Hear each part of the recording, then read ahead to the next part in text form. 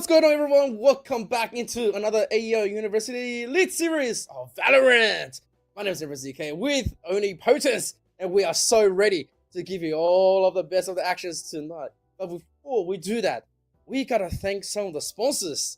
And so, to start us off, it's AGON by AOC, the #1 gaming monitor brand in the world. AGON by AOC provide best-in-class monitor solutions for gaming and all other needs. And of course, we have HyperX X Officeworks. Power your game with the latest HyperX gear at Officeworks. When you need speed, control, and zero distractions, Officeworks has got the tech. Discover gaming gear made to handle serious play. And of course, we have Indomie, the noodle partner made with high-quality flour and selected ingredients and spices. A plate of Indomie Mega Rain will certainly brighten up your day. Try any one of the flavors available today from your local grocer or at indomie.com.au. That's pretty much like, all the things that enables us to obviously have a awesome production every single day into getting everything ready. And of course, talking about ready, I believe we have some matches tonight. So looking at what we're supposed to be going through, let's quickly have a look at the standings. Oh, yeah, this is the standings right on here. We are in playoffs season, of course. So, the top four, UTS, Monash, UOM, and UNSW, are going to be going head-to-head today. In the best of threes, mind you, as well. There is no more best of ones. We get the full enchilada here. And first up, it will be UTS versus UNSW, followed by Monash versus UOM. So, it's well and truly the clash of the Sydney and the Melbourne unis together. Pretty interesting. Yeah, I think this is one of those things that we always have the battles, in your regional, and then right after that, you're going straight, clashing from states to states. And I tell you what, I'm a fan of it because I'm pretty sure I've missed out all the seasons in this Valorant playoff. So, it's good to see it. I'm very interested to see what Sydney has to say about tonight, and of course, what the Melbourne has to say as well. Because these guys have been playing pretty hardcore throughout the years. Yeah, they have indeed, and they've well and truly earned their places here, but there's a lot to play for here. Whoever wins this best of three will book in their ticket straight to a grand final at PAX for a LAN. It's a very rare opportunity, but here we are presented to us here. It's a golden ticket that's just being waved right in front of their faces. So who's it going to be? Is it going to be UTS, or is it going to be UNSW first up booking their ticket in? And who will be making their run down below the third place match here? It's all or nothing here tonight, and it's about to go off. I gotta say, if you live in Sydney, like us right now, they're definitely, it's everything there that you want to get into it. Because going to PAX from Sydney, it's always a good time. But if you're in Melbourne, that's a different story. But yeah, confirming this is the BO3 coming in for tonight for Buds Alpha Games. And I gotta say, what do you think about it so far, Oni? Because you're gonna have to introduce me to who's playing and everything. Yeah, I mean, UNSW have had a bit of a shaky start. There were a lot of doubts earlier on about how they would perform, but they managed to book their way into fourth place, and UTS have been quite a dominant force as well. So just to get you up to speed here, Mr. ZK, we've got Ronton, Caterpillar, Adola, and Axel on UNSW, and on the side of UTS, of course, we've got Turkish Turret, Neon, Event, Deathblade, and Fraggy rounding out these rosters. And this should be a very fun game. Yeah, I mean, is this the same Ronton that I saw? And of course, coming in, it was Zervas was coming in for Adola as well. So there we go. This is the guys that we saw, right? Just from the current, what is it, last weekend? Yes, we did. Yeah, we did see Ronton there, yes. Yeah, and Zervas was also playing. I remember he was there, so I guess this is going to be pretty interesting. Like, now that I remember, these two players was pretty crazy when it came down to just having a straight-up fight and just, straight up in your face. Yeah, I mean, UNSW are doing pretty well, and UTS as well. They were present at Oz Comic Con, but entirely different team. This is a UTS that we've grown to love over the past couple of weeks and months here, and I mean, they're really truly a force to be reckoned with. So UNSW really got to lock in for this one here, as hate to say it, but I feel like UTS should manage to squeeze this one out. But taking a look at our vetoes here, down below this handy little graphic, we've got Ascent first up, picked by UTS. We've got Bind coming up right on after, and of course, should this go to a final decider, it will be Haven. Yeah, I think this is going to be a little bit of a happy days for us because we just came from a weekend purely Haven and purely 3-pointers. So I think Oni is secretly dancing in the middle, in the middle of himself right now. It's like, yes, I don't have to start with Haven or anything. But yeah, I guess this is one of those things where we start with Ascent is very classic and then pull up with Fine. And I guess Haven to have the decider can also be a big, massive swing. Sometimes I just keep thinking about the good old days of Haven. It's like, yes, this is very attacking side, but I'm a little bit unconvinced now from our last weekend. It was a little bit of a disaster from every team, but let's see what happens tonight. Yeah, it should be interesting. I mean, Ascent is usually the map that you would consider to be the final decider, considering how basic in essence it is. So pretty interesting to see it come first up. But Bind, I don't think we've actually seen yet throughout the group stage.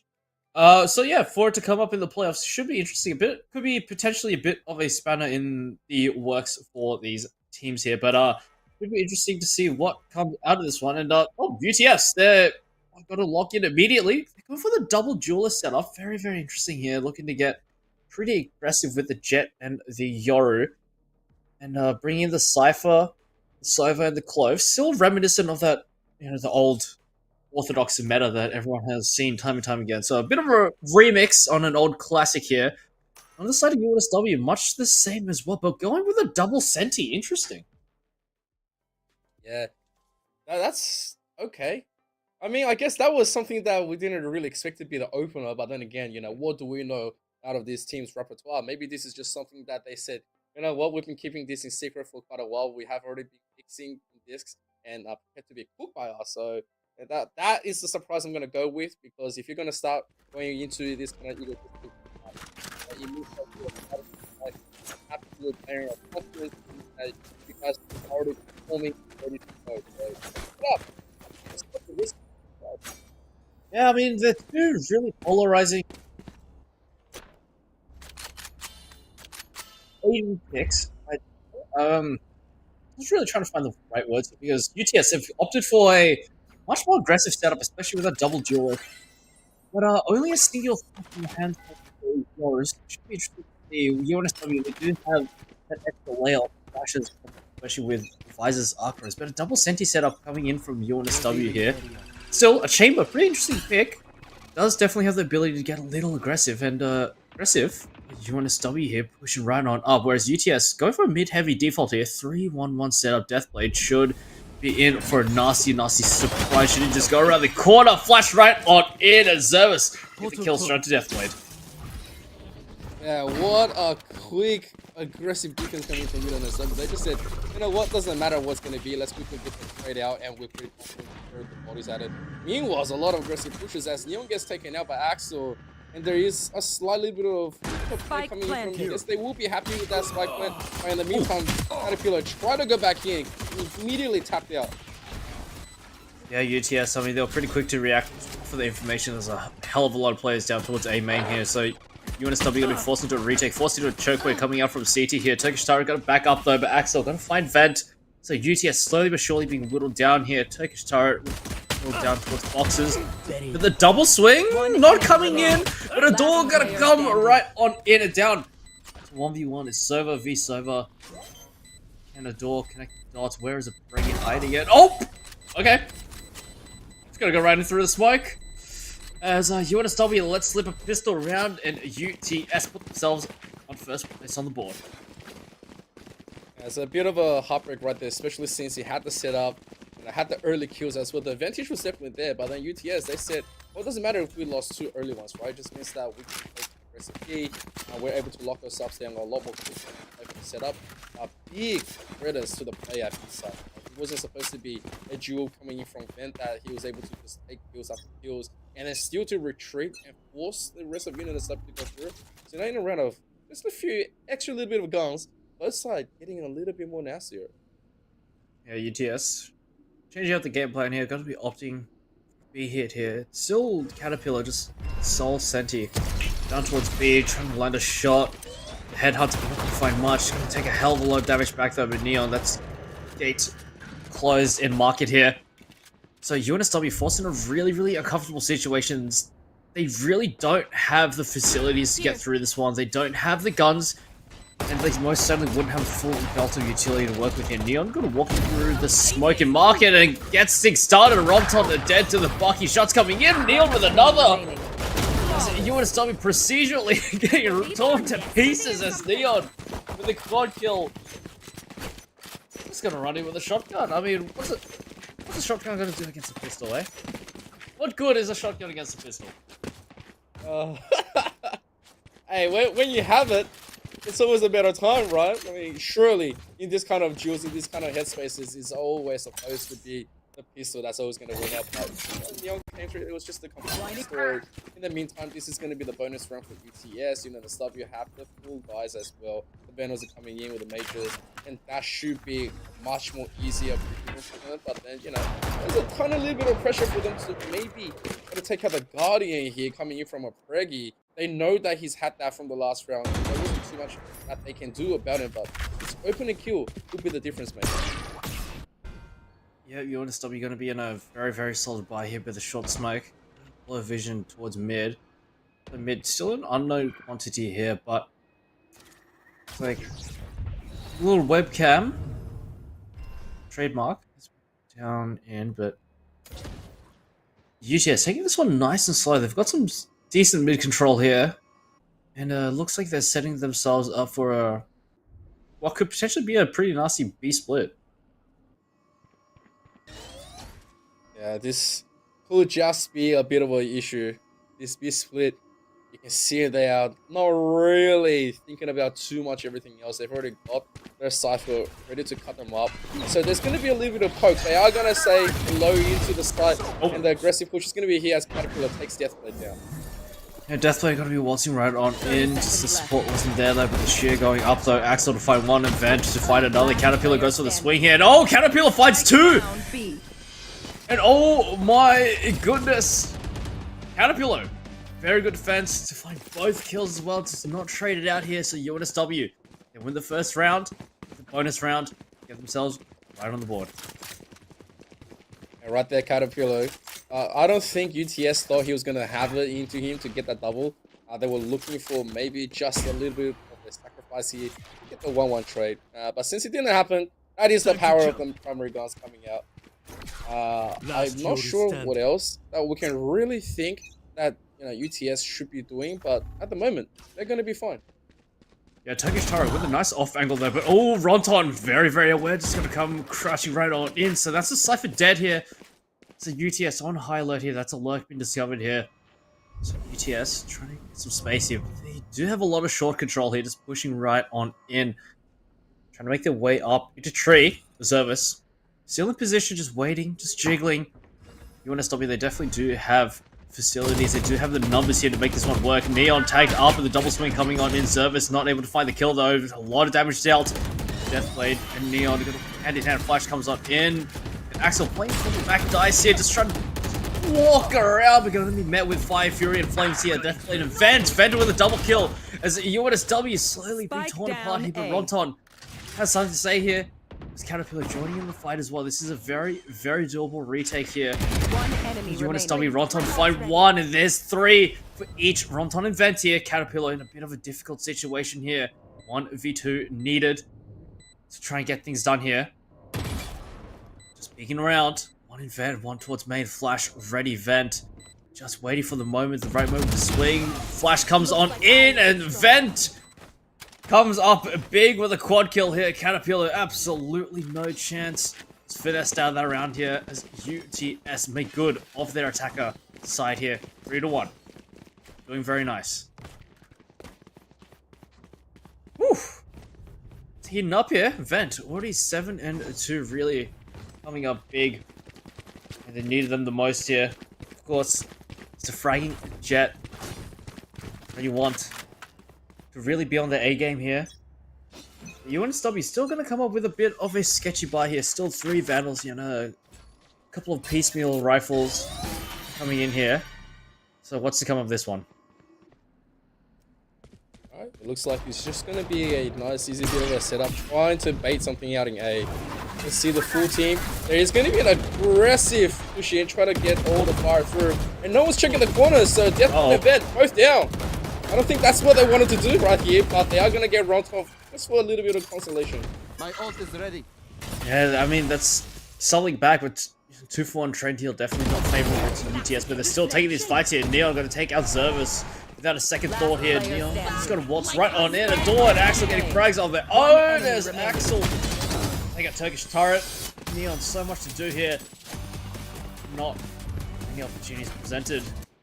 It's very, very solid side defense coming on the A side here. Make good what they've got here. It's UTS. Not looking too good. It's just going to be the save coming in here.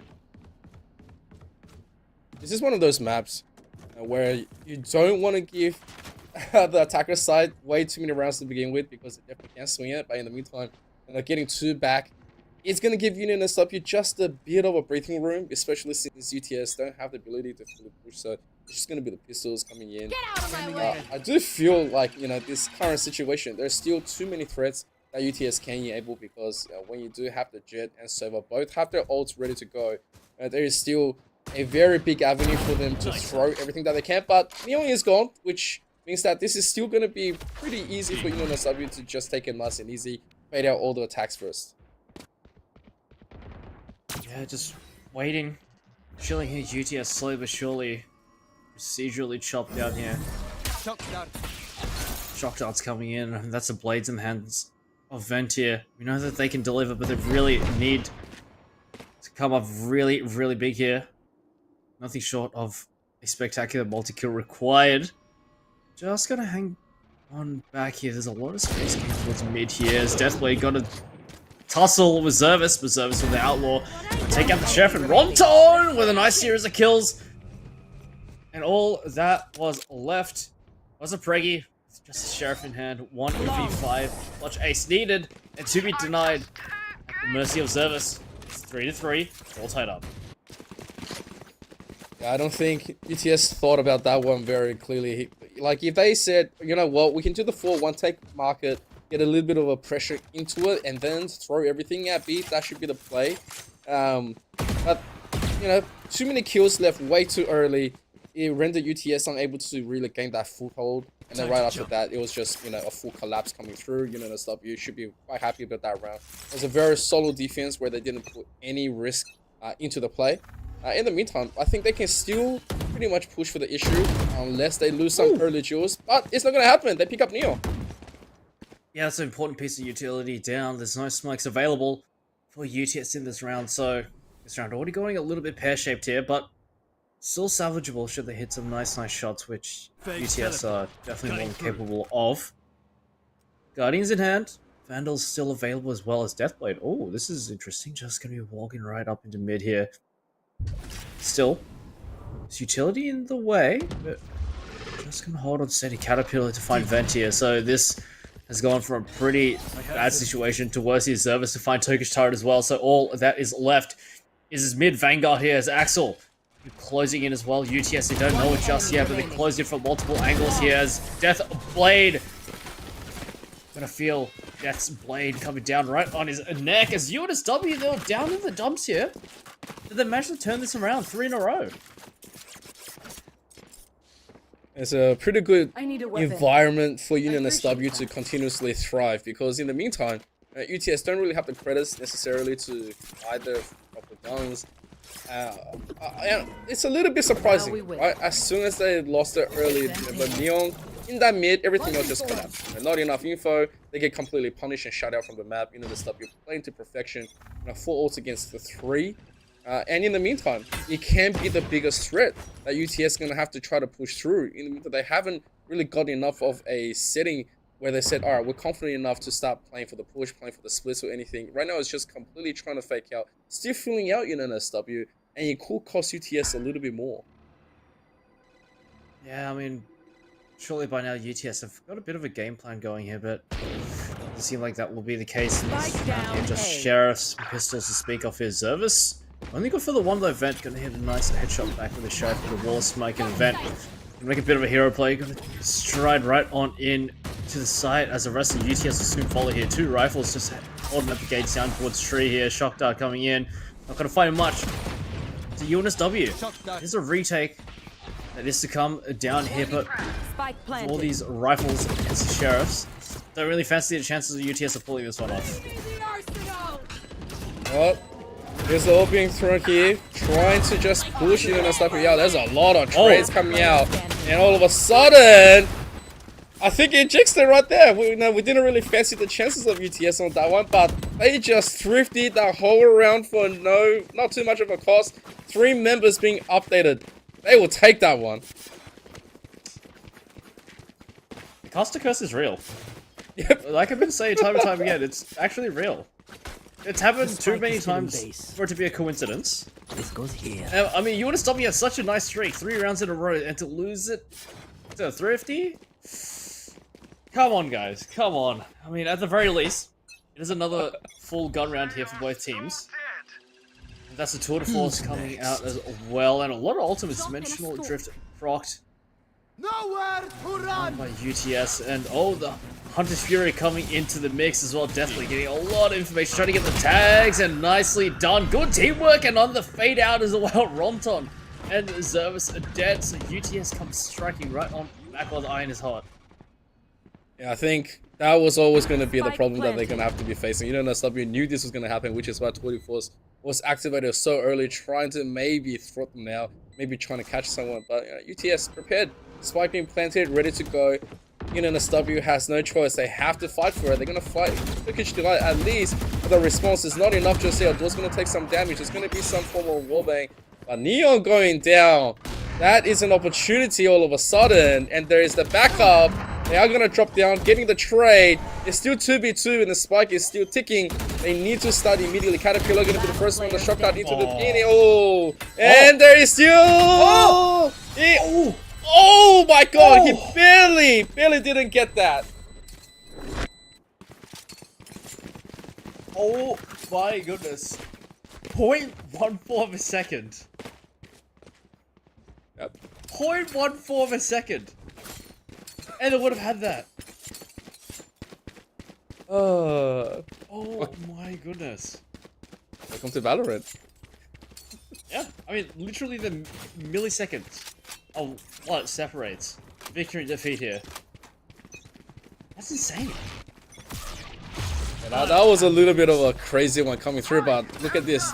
Aggression coming in from Zervas. They're going to reverse at the same time, trying to get as much info as possible with that Hunter's Fury. And they are going to try to do it, but oh my god, Zervas! It was so close! Zervas, he got finessed like that, man. As a SW, he finessed out of an agent here. So UTS already with a decent advantage. If they manage to hold it together, would be coming out B with another one here, but definitely a heavy lean towards B here as they're interested. They want to get right on into this B side here. They want to waste absolutely no time. Ronton trying to pick a fight with the event. Going to get shut out here as UNSW slowly but surely being ripped apart to pieces. No mercy from UTS.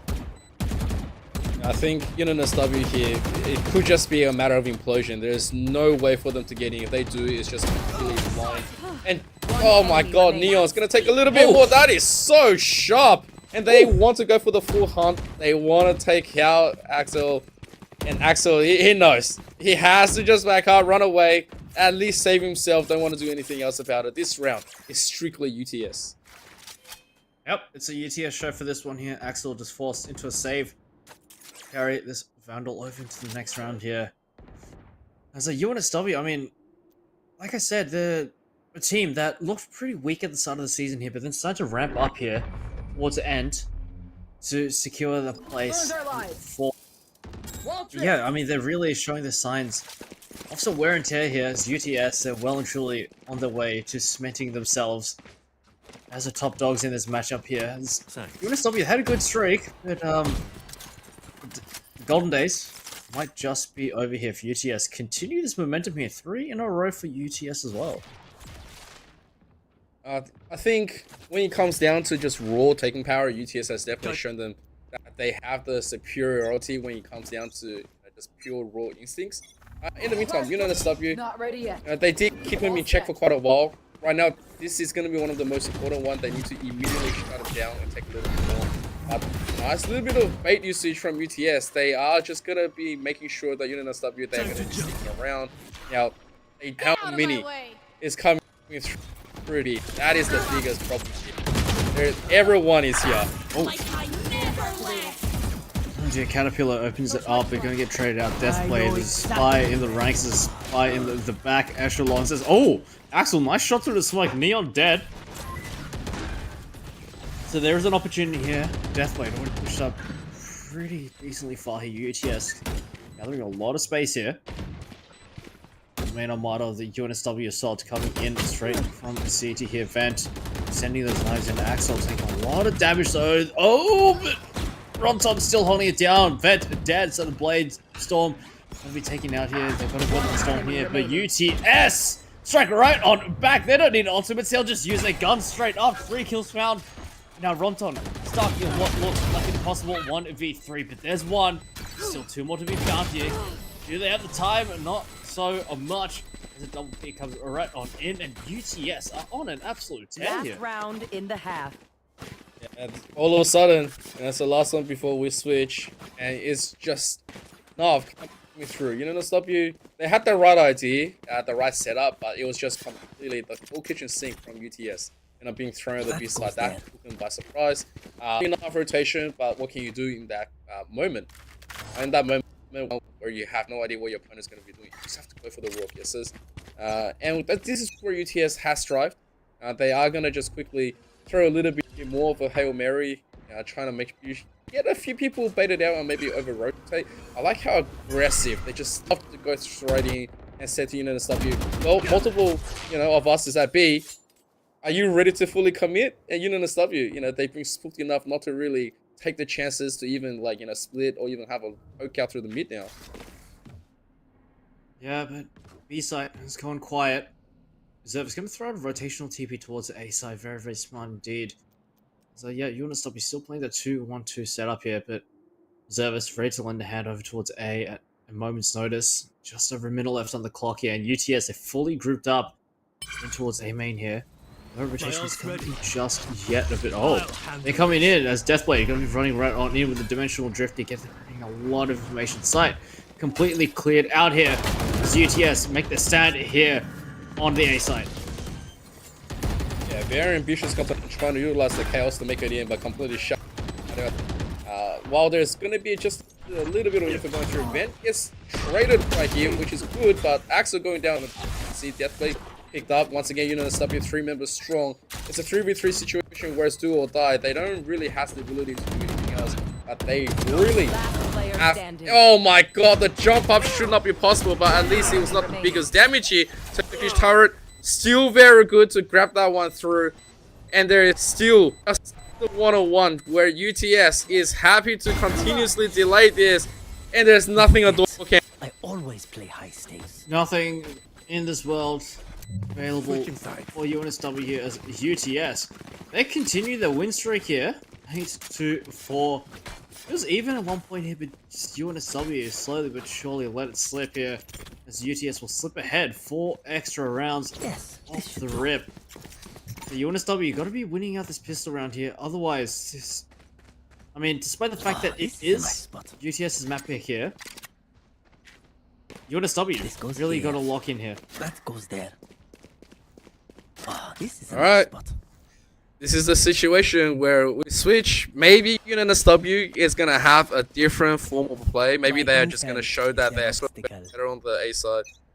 It just could be that this is something that, they've ultimately surprisingly set up as well. But in the meantime, little Jules come through and all for UTS taking 3 kills. Blood shots coming right on in. It's UNSW. It's not looking good. It's really not boding well here. Just 2 players left. A huge, huge skirmish going down in towards mid as UTS will only lose 1. UNSW will lose 3. And this is looking really, really rough here. 2-on-4. UNSW need to put the best foot forward here. Find all these critical kills here.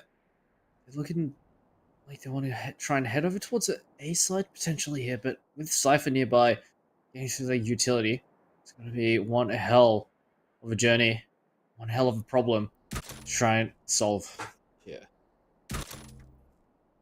Well, good thing is at least they still have control of Spike. I mean, that's the only upside that I can see, especially down so many members right from the get-go. But when you do have a Cypher on the opposite side, you always have to, alert the enemy. Oh, yes, I am here. And the rest of UTS, they are rotating. They know exactly what's happening. Axel completely removed. And it's just gonna be a duel. He's standing in front of the cage, but immediately taken out by Reggie. It is just a beautiful show activated by UTS. Yep, well and truly activated here. They looked a little bit quiet towards the start. It was merely just all for show. They were just getting ready. They were just getting themselves charged up, amped up here. But UNSW, I'm gonna go for the second round force here. Very, very interesting. If they could pull this one off. UTS economy in shambles. UNSW so back here. The UTS, I mean, they've got decent weapons in their hands as well in their arsenal here. So UNSW going for a bit of a gamble here. Okay, this is one of those moments where if you risk it for the biscuit, and then after it doesn't work out for you, you're gonna be removed into a ton of disadvantage situations. Craigie immediately taking that duel with stride, press with a 1-on-1, and in the meantime, Neon from the side, get the Bucky out, and this man performs. Well, UNSW lost Spike 2. planted. UTS also lost 2 as well. Death by taking a lot of damage trying to find the wall bang. Shots aren't going to connect though. UTS in a bit of a rough situation here. UNSW, they managed to get the spike down here. They're trying their best here, Vent, to find Zervis here. Only 2 more left. Axel going to strike. We'll find 3 already. Turkish Turret going to be coming from lane. Vent down towards stairs. A nice shot as Vent! Oh my goodness. UNSW look like they had a chance here. Gun here. But Vent absolutely got to dash their hopes and dreams here. It was a very, very valiant effort here. It almost paid off for UNSW. But at the hands of Vent and the Outlaw, they'll go riding off into the sunset. And with a double digits here, 10-4 here. It's Vent 17-9, doing absolute heavy lifting here. Yeah, give this guy a horse and a cowboy hat. Like, right out into the sunset. That is crazy, you know. Play out the good old guitar music. It's just like, Stay safe. you know what I mean? Like, this guy is crazy. And 6 rounds worth of advantage. Van is going to get put down by Caterpillar. Never mind. I mean, he's going to go into there. And so is Deathblade. Maybe those 2 opening kills is finally going to give UNSW a little bit more room. Yeah, hopefully it gives them a little bit of leeway to work with here. Turkish Turret. Not sure. Double B comes on in. Caterpillar hitting some nice shots, but Neon trying to their best. But it's a headhunter of Caterpillar that does a lot of work here. Axel with a Vandal can finish them off here. But UTS down around here. UNSW get themselves 1, but still a pretty sizable, measurable gap. UNSW need to fill up here. The opportunity here. UTS armed with a hero rifle and a hero Bucky in the hands of Neon. The fates could very well change here. A gift. But just a matter of time to see what happens here. Yeah, don't refund the Bucky. We want to see more Bucky action coming in. It's not like he had the worst performance with it. It's one of the best. We realize that this is still a competition. Zervas is going to quickly eliminate his mirror on Deathblade. And that's something for UNSW. That should be all the work go. They have plenty of opening now to play around. Neon, meanwhile, is just going to spot out a few fakes here. They should know exactly what UTS, what UNSW is supposed to be doing. But look at this. They overbait and they all go back. But I don't know why Zervas just got caught there. That's not what they wanted to see. Yeah, definitely not here. Just caught with the pants down here. As UNSW, gonna rotate right on back towards the B side here. They made the right decision here. As B, there's only 1 defender here. Only 1 sole defender, but Neon gonna come in as well. Gonna lend a bit of a hand. As UNSW taking this one nice and slow. They're taking the time with it, but the rotations haven't fully come in just yet here. Neon posted up in market. It's down in towards backside here. Gonna try and walk this one in. Neon, if they catch the timing, this could be absolutely deadly here. As, oh, and Preggy takes some flak straight on in. Now we're on here. 26 seconds left. Neon comes out of the smoke. Axel will get the trade back. Adore to find a Neon as well. Adore with another here. So UNSW are well and truly on for this round. Yeah, for a moment, it was supposed to be a little bit too dangerous on the side of UNSW, but they were just fine. There was way too much hesitation coming in. It has cut into it, but thankfully UNSW is not going to lose too much out of that last one. They are going to be successful to pull back 2 rounds, and that could be a little bit more that they can convert against UTS. In the meantime, there is going to be a timeout, and I think that is going to be a good one coming in. Like, if you are going to be losing a little bit of momentum and you want to get that completely stopped, call the timeout. Yeah, I mean, it's a good method to try and reassess your own strategy as well, but also a good weapon to turn against the opponent as well, you know. On a bit of a streak. There goes UNSW again. So a well-placed timeout to stop the momentum early on to prevent a what could be the start of a potential comeback here. So UTS gonna take every opportunity, everything up their sleeve that they could possibly throw against UNSW here. Still up 4 rounds. It's a decently comfortable margin here. But that's only a couple of gun rounds that to lose. Then a couple of egos thrown into the mix, and you could very well be facing 10-10 here. So UTS gonna reassess the strategy here. Just manage to get 3 more rounds, and they'll be on the home straight. Yeah, it's not too bad. It's just 3 in NSW. You just have to make sure that you go a little bit more harder by, obviously, UTS. The 3 is the magic. It's what they want to do. In the meantime, losing out on momentum and playing the guessing game is never the best of times. But I think they'll be just fine. UTS still has plenty to work with. NSW is going to have to do a little bit more. But just like that in the beginning, losing Caterpillar for Deathblade, it's an interesting trade for both. But I'll say NSW should be happy to take that trade. It means that they have a little bit more open room to work in the middle. Yeah, UNSW. Oh, hello, Neon. Spots out 2. As UNSW really want to push the issue here. Flash ready, tossed on in. Neon still alive and well. Zervis to find Turkish Tyrant. Neon to find one right back in. Oh, there's a very, very strong possibility for collateral. Zervis popping neutral drift here as Neon with they're not dead yet. Gonna be dead. Neon taken out here, so down to a 2-on-2. Axel coming in from a main here. Rotation's not on in, so this point gonna go down uncontested. Oh, Zervas. That drift was pretty sick. He just completely ignores Neon. He goes, you know what? Let's quickly get this done. And just like that, they are gonna save a little bit more here. In the meantime,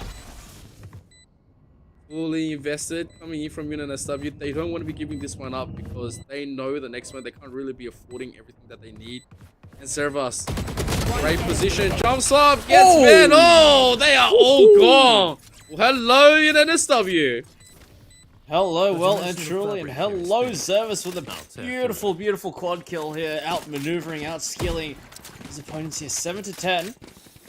Like I said before, UTS had a decent margin here, but now it's getting a little bit close, getting a little hot under the collar here as UNSW start to catch back up here. And that's well and truly worst case scenario here as UTS are going back to the Sheriffs, but don't discount them just yet. They've done some pretty nasty business on those Sheriffs here, but UNSW well and truly ready to take the fight. Alright, it's going to be a little bit more of a pistol once again coming from UTS. They haven't really been fully successful here. The defense has been falling, and just as that was being dropped, they lose 2 for pretty much nothing. They see the info, but those duels in mid is never going to be working out. While they are being very aggressive coming in from B, going through mains here might be a bad time. A lot of damage has been put there. Ven's going to get 1, but that's still 2v4. Yeah.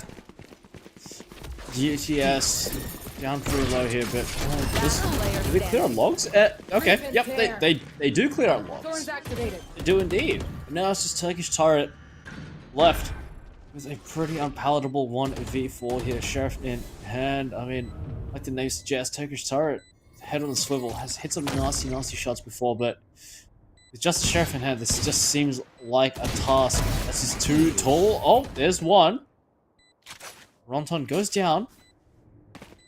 Slight time slowly ticks down. That's a double, triple hold. Triple hold. Not going to get through that one.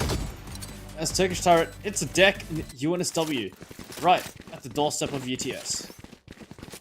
And now, this is where UNSW has convinced me, and they are here. Now they're here to play a little bit more, stay competitive. They have brought themselves from a risk of being completely defeated really early. 6 rounds down.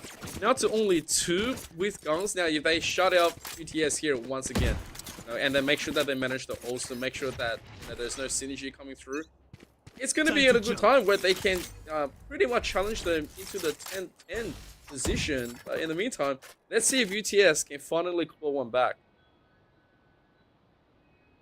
Yeah, hopefully UTS can get back into the winning ways here, because it's looking a little bit muted state of affairs. Death played good flash here, only good for the one that betrayed. Immediately comes back right on in. Event force back here, safety of the site, as they don't want the A defense to falter any more than it needs to. UNSW still holding steady outside of A, just trying to force an over rotation here, just going quiet here. Really setting themselves up for a late re-hit though, but UTS playing a 2-on-2-2 setup here. UNSW, should they manage to land the shots here, could be in for a pretty solid round here. That should be a ton of info. I'm pretty sure Ronton, yeah, he was spotted.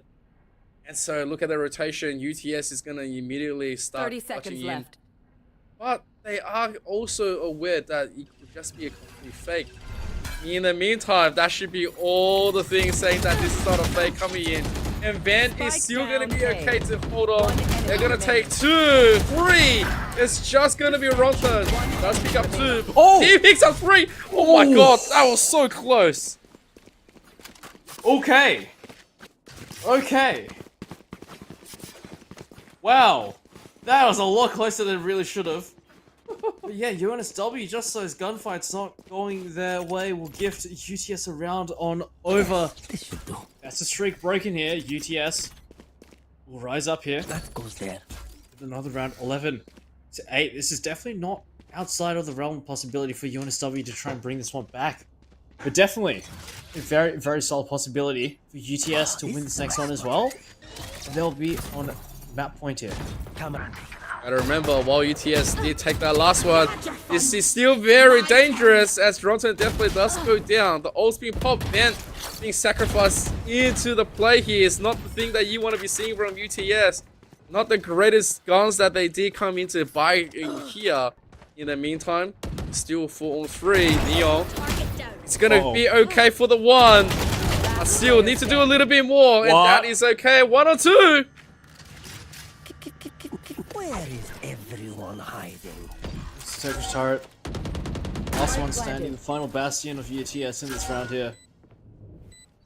We've seen Turkish turret do some absolutely devious things here. Door stuck behind the bricks. Turkish turret actually going to be making their way through a tree though. Is destroyed. Cam tossed on out, no information given over. It's just going to be dangerous walking through the smoke. Turret position discovered, a door found, but the swing to come on in, a door just going to hold on as steady as UNSW. They get that win right on back. And only 2 more rounds away for UNSW to tie this up. We're in pretty dangerous territory here. Well, didn't think it was going to be this close, but you know, this is one of the reasons that they are both fighting their hearts out. Someone's going to go to PAX, and both want to be the 1. And no one wants to say, no, you know, we got defeated, so we're going to, stay home and play for the third place. UTS, while they still have 2 rounds advantage. I gotta say, momentum definitely is not swinging their favor. Don't have the guns as well. Zervas and Ronton playing really, really well tonight. And, you know, this is something that I want to see from them as well, especially observing how they played through the last weekend. UTS, meanwhile, they can't catch a break. Every time they think they're going to be finding something, they get absolutely nothing and get shredded. So in the meantime, a 5-man, maybe a full collapse into B could be in the cards. Yeah, it could very well be a possibility, but it seems like UNSW... Oh, no, they're gonna opt to head back on over towards B here. It's just Turkish Turret holding it down. It's a bit of a maze of utility to try and get on through, but with just one defender here, Turkish Turret needs to put up some big numbers here. Or at least cause enough noise to scare UNSW out of here, but off to the races here. Turkish Turret needs to go absolutely big here, but the Hunter's Fury got to be procced right on in, sent straight on in by a Preggy. Gets a decent tag here to kill straight onto Axel as well. So UNSW, they're freezing, but they're gonna hang right on back. What's going on here? They're walking right on back as, oh no, Deathblade! This missed opportunity to kill God, but Turkish Turret head on a swivel. Take the right on down as UNSW. What's going on here? Wait, why did that happen? I mean, I thought that Loxy, he's gonna get one back, but this is a round where UTS should not have that kind of a performance, should not be able to hold. But they hold that point for no reason. I don't know, I'm a little bit in disbelief, especially since they thought, alright, you know, we don't have the position. We have a faint guess that it could be like a B collapse, could be a split, could be a 3-2, because they gave up, you know, everything to mid as well. But I guess there was a moment of hesitation from UNSW, and they didn't want to commit, which might have hurt them, but that was still not supposed to be UTS. You want to play? Let's play. Yeah, very sketchy round coming off from UNSW, and that might just cost them the map. I wouldn't even say victory, the equalize. But yeah, I mean, with a round like that, not really a solid believer that UNSW can pull this one through, as yeah, I mean, really sketchy. As down so, a couple of piecemeal weapons here. A Vandal, still available though. Yeah, UTS on map point here, as UNSW need to really well and truly lock in to try and bring this to overtime. Okay. They're gonna have to try something. Maybe anything, right? UNSW, they don't really get a chance to be playing the full posse right now, so they are gonna try to get a little bit of fake going on. But they're not fooling anyone. Hunter's Fury right now is gonna tag. Zervas is gone. Same as Ronton. 3 gets taken out, and this has pretty much collapsed because the spike is being dropped right in the front, and Axel trying to recover this one. It's a lot of damage, and that's not too much that they can do now, and the rest of UTS are gonna form a line of execution and trying to bait a door, but there's not enough time. 10 seconds left. There are 10 seconds left, there's no time, there's no opportunities here. Neon just gonna walk around through a smoke, allowed a headshot as well, so that round will tie it all off. As a valiant effort from UNSW to try and bring it back, but a critical error will give UTS the map victory on their map pick of Ascent here. So UTS one step closer, one map closer to securing the place at PAX. So very nicely done. But we do go into a second map after this. This is a best of 3 after all. Yeah, I mean, like that Ascent was not bad. You know, we thought UNSW might have just imploded straight up because there was 6 rounds deficit. You saw UTS really just flexing their muscles and knowing exactly how to be playing it. But then right after that, you know, we had the switch. And just like what we expected, UNSW, they turned on the gear and they said, all right, so this is what we're about. But yeah, it's a little bit of an unfortunate moment. But I believe we are going to quickly go into a break before we come back for Bind.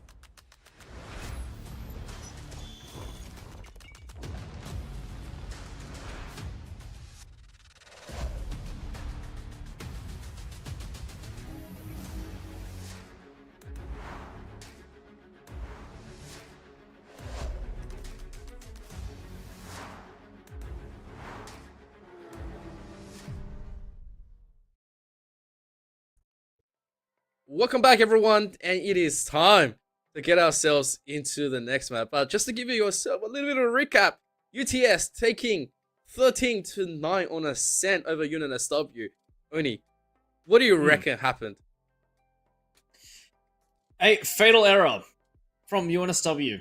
That is, I mean, really what I can say happened.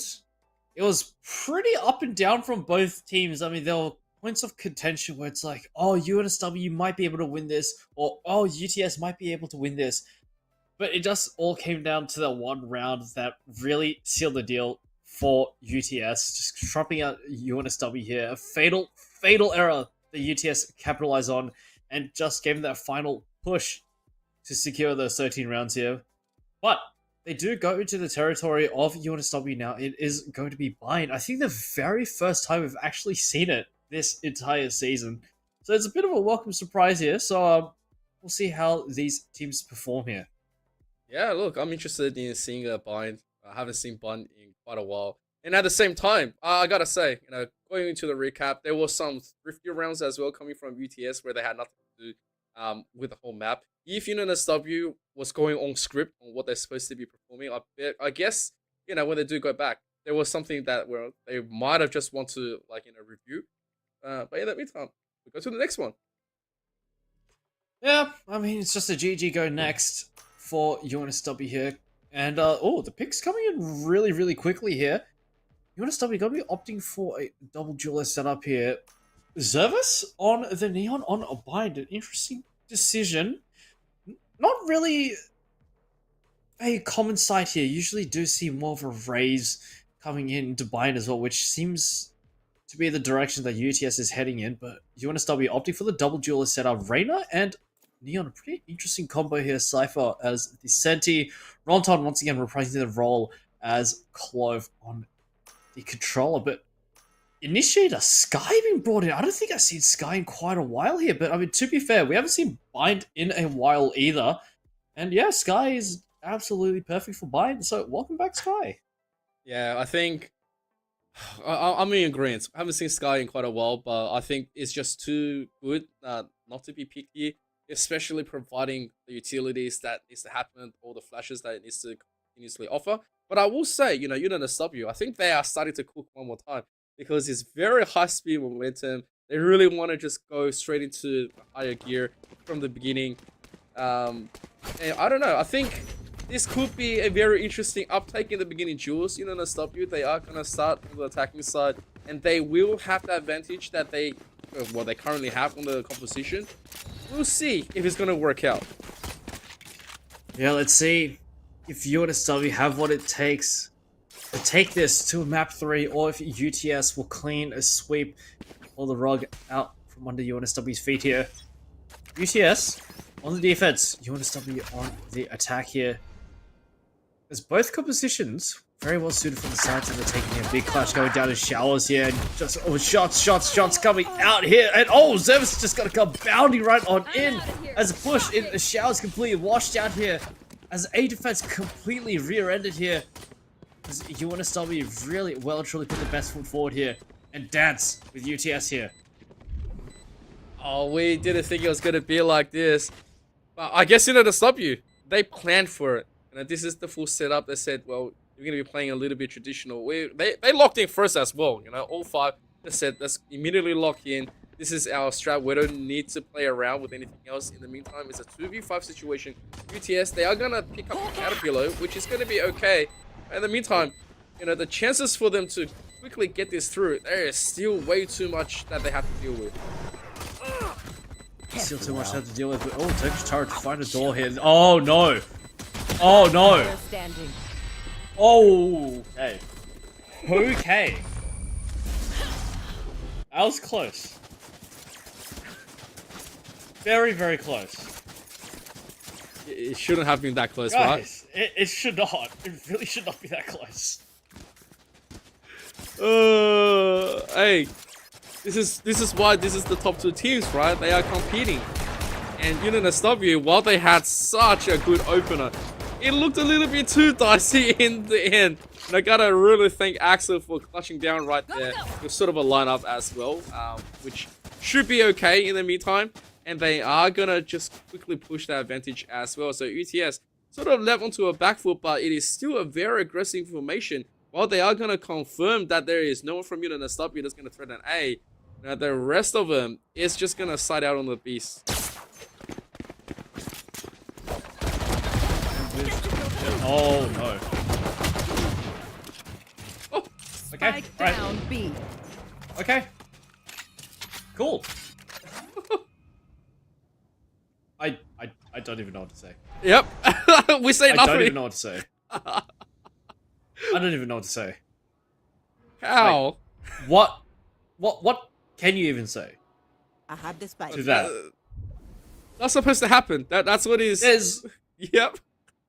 There's just no words that you possibly could put together to explain what just happened there and make it make sense. Because that does not make sense. What just happened there? Yep. 30 seconds It left. did not make any clinical sense. In the meantime, UTS, they have bought quite a bit of time for themselves, although two members ultra low to be defending. So UNSW having two very healthy members. There is going to be Zervas zooming straight onto the A side, and that should enable a plant at least. 10 But in the seconds meantime, left. you know, this was not supposed to look this dangerous. This was not supposed to be something where UNSW had to fight tooth and nail for. Yeah, this really should not have been such a difficult and arduous journey here, but Zervas taking out Neon here, but from the rear Deathblade, oh, with opportunity, 7 HP left. One enemy Zervas remains. just hiding around the corner, and down to 2v1 One enemy Caterpillar. remaining. Needs to line the shots here. There's one, and there's the other. They're nothing to me. As UNSW, they do it, but it's not clean. It's quite dirty, in fact, as that round should not have happened the way it did. And I'm afraid that this is going to hurt their end game as well. Losing 4, and also the possibility of, you know, spooking them in the process of not being able to win the round. I think it's going to be a little bit for UNSW where they say, whew, you know, we're so glad that we still won that round, but, you know, at what cost does that hurt us into the future? You know, meanwhile, if they do get a flawless here, that's the best thing that they can do to convert a bonus to, you know, eventually get their banks rolled up. In the meantime, you know, this is UTS's full buy. They are happy to pull this off and alert UNSW that you're going to have to try a lot harder. UNSW there. Sitting pretty, I wouldn't even say stable, they're sitting decently well with 2 rounds, but with UTS bringing in serious gunfire here, and UNSW having to have those rebuys, their economy got to be kept relatively low. So really, both teams are equal standing here in terms of the weaponry brought on. In fact, UTS seems to be at the edge a little bit more of full-powered rifles brought on in Guardians, Phantoms, and Vandals. You name it, as Neon and Deathblade got to get things started here. Deathblade with 2, Zervas going to come swinging right on in. Event is just a lineup like shooting fish in the barrel, headshots all around. As UNSW, not even a chance, not getting into the A site whatsoever. Yeah, that's one of the problems, you know, when you lose way too many on round number 2, round number 3. You have to conserve in order to enable the full buy. You have to also make sure that you spare enough for your full loadout. Like, it's such a tough little bit of a measurement coming from UNSW, where right now, you know, this is the one where both sides have guns, both sides are going to be, you know, determining who's going to be swinging the next few rounds as well. Interesting setup coming from UTS, where they are going to overly invest at A, which they might be able to predict something from UNSW. So I am a fan of the current setup, but in the meantime, you know, it's still not enough to really convince me that UNSW is holding that early advantage. Yeah, I don't know. I mean, UNSW, they've really bipolar team. Some of these rounds are really, really nicely done. And then others just kind of leave you wondering, what the hell happened here? And this is one of those rounds where it looks like they can do no wrong. A beautiful entry, triple kill found here as UTS forced into the retake here, but doesn't look like there's a way in here. Yeah, you know, just when we were talking about UNSW, not really convincing us. All of a sudden, they just go in and say, well, bullets doesn't really hit us at all, and we are going to be okay to challenge this 5-on-3. In the meantime, UTS might play for exit, might just find something. They are going to find Rotom, which is quite interesting. Deathblade definitely would like to find a few trades here and then, maybe just pick a few more, but it's just going to be the one. A Preggy also going down means that this is the full shutout. AEST, it's a very decent round. Yeah, pretty decent round, but yeah, UNSW really does seem like their Achilles heel is consistency. Some of these rounds, like I said before, absolutely amazing, stellar, beautiful entry, like the round that we saw before here. It's a beautiful post plans established as well, but some of these other rounds, you are kind of just left wondering what exactly happened, what the game plan was. So, if UNSW really do manage to find that consistency here, could very well be on the path to success here. And again, another opportunity presented here. UTS, not looking too good. Just a couple of sheriffs and a hero rifle from what I saw before available to them here. So UNSW going to be speeding it up into long. We're going to take some space in towards Octagon here. Only 2 players. The defense of B with the rotation coming right on in. So UNSW making a decision about what to do here. Yeah, having Empress pop and really just, getting the threat going could be, UNSW's really fast card. They are going to utilize Sky, getting a full flash out, maybe just to spot them out. They know where at least one is going to be. So here comes the opener. They are going to be very quick here. Could have been dangerous, but Vent goes down. There is going to be some form of power coming through from UTS being offered, but nothing is working, and this is just going to be a straight up take from UNSW. It is very, very nicely done, and they are going to take that flawless. Yep, no thrifties here, just a flawless victory from UNSW, and they come swinging right out of the gates against UTS here. There's a full, essentially a full buy. Come on out here now, so UTS with an opportunity to kind of flex their muscles a little bit, test the waters against UNSW here. Yeah, money not looking too good. Inside UTS, everything has gone into this round. On the side of UNSW though, they're sitting pretty well with a bankroll cash available. So 4-1, it's looking pretty good. We're gonna need to hold it together. Yeah, consistency is key in UNSW. If they're able to push this into a map number 3, but obviously we are still early days, and there's still a lot of things that UNSW is gonna have to do. First, obviously, completely shut this one out, and that can be okay. That is one of the cards that they're able to continuously play onto it.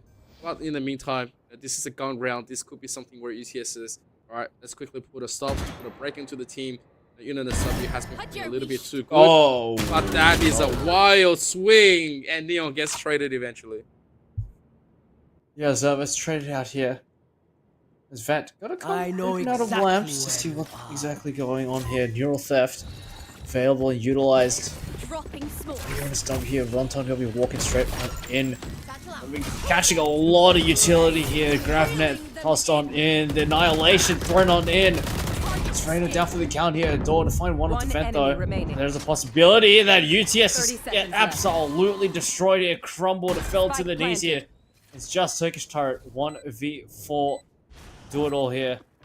UNSW not giving him any opportunity whatsoever. Oh! That could have been bad. Yep. That could have been very bad. That could have been really, really very bad. You get used to it. A little bit of a trigger discipline was awesome, but then right after that, missing that opening shot, 2 or 3 potential kills going out. It was a sort of a Hail Mary miracle that was given to the side of UTS, but you can't really fault him for that. There was way too much stake. There's a 4-round difference.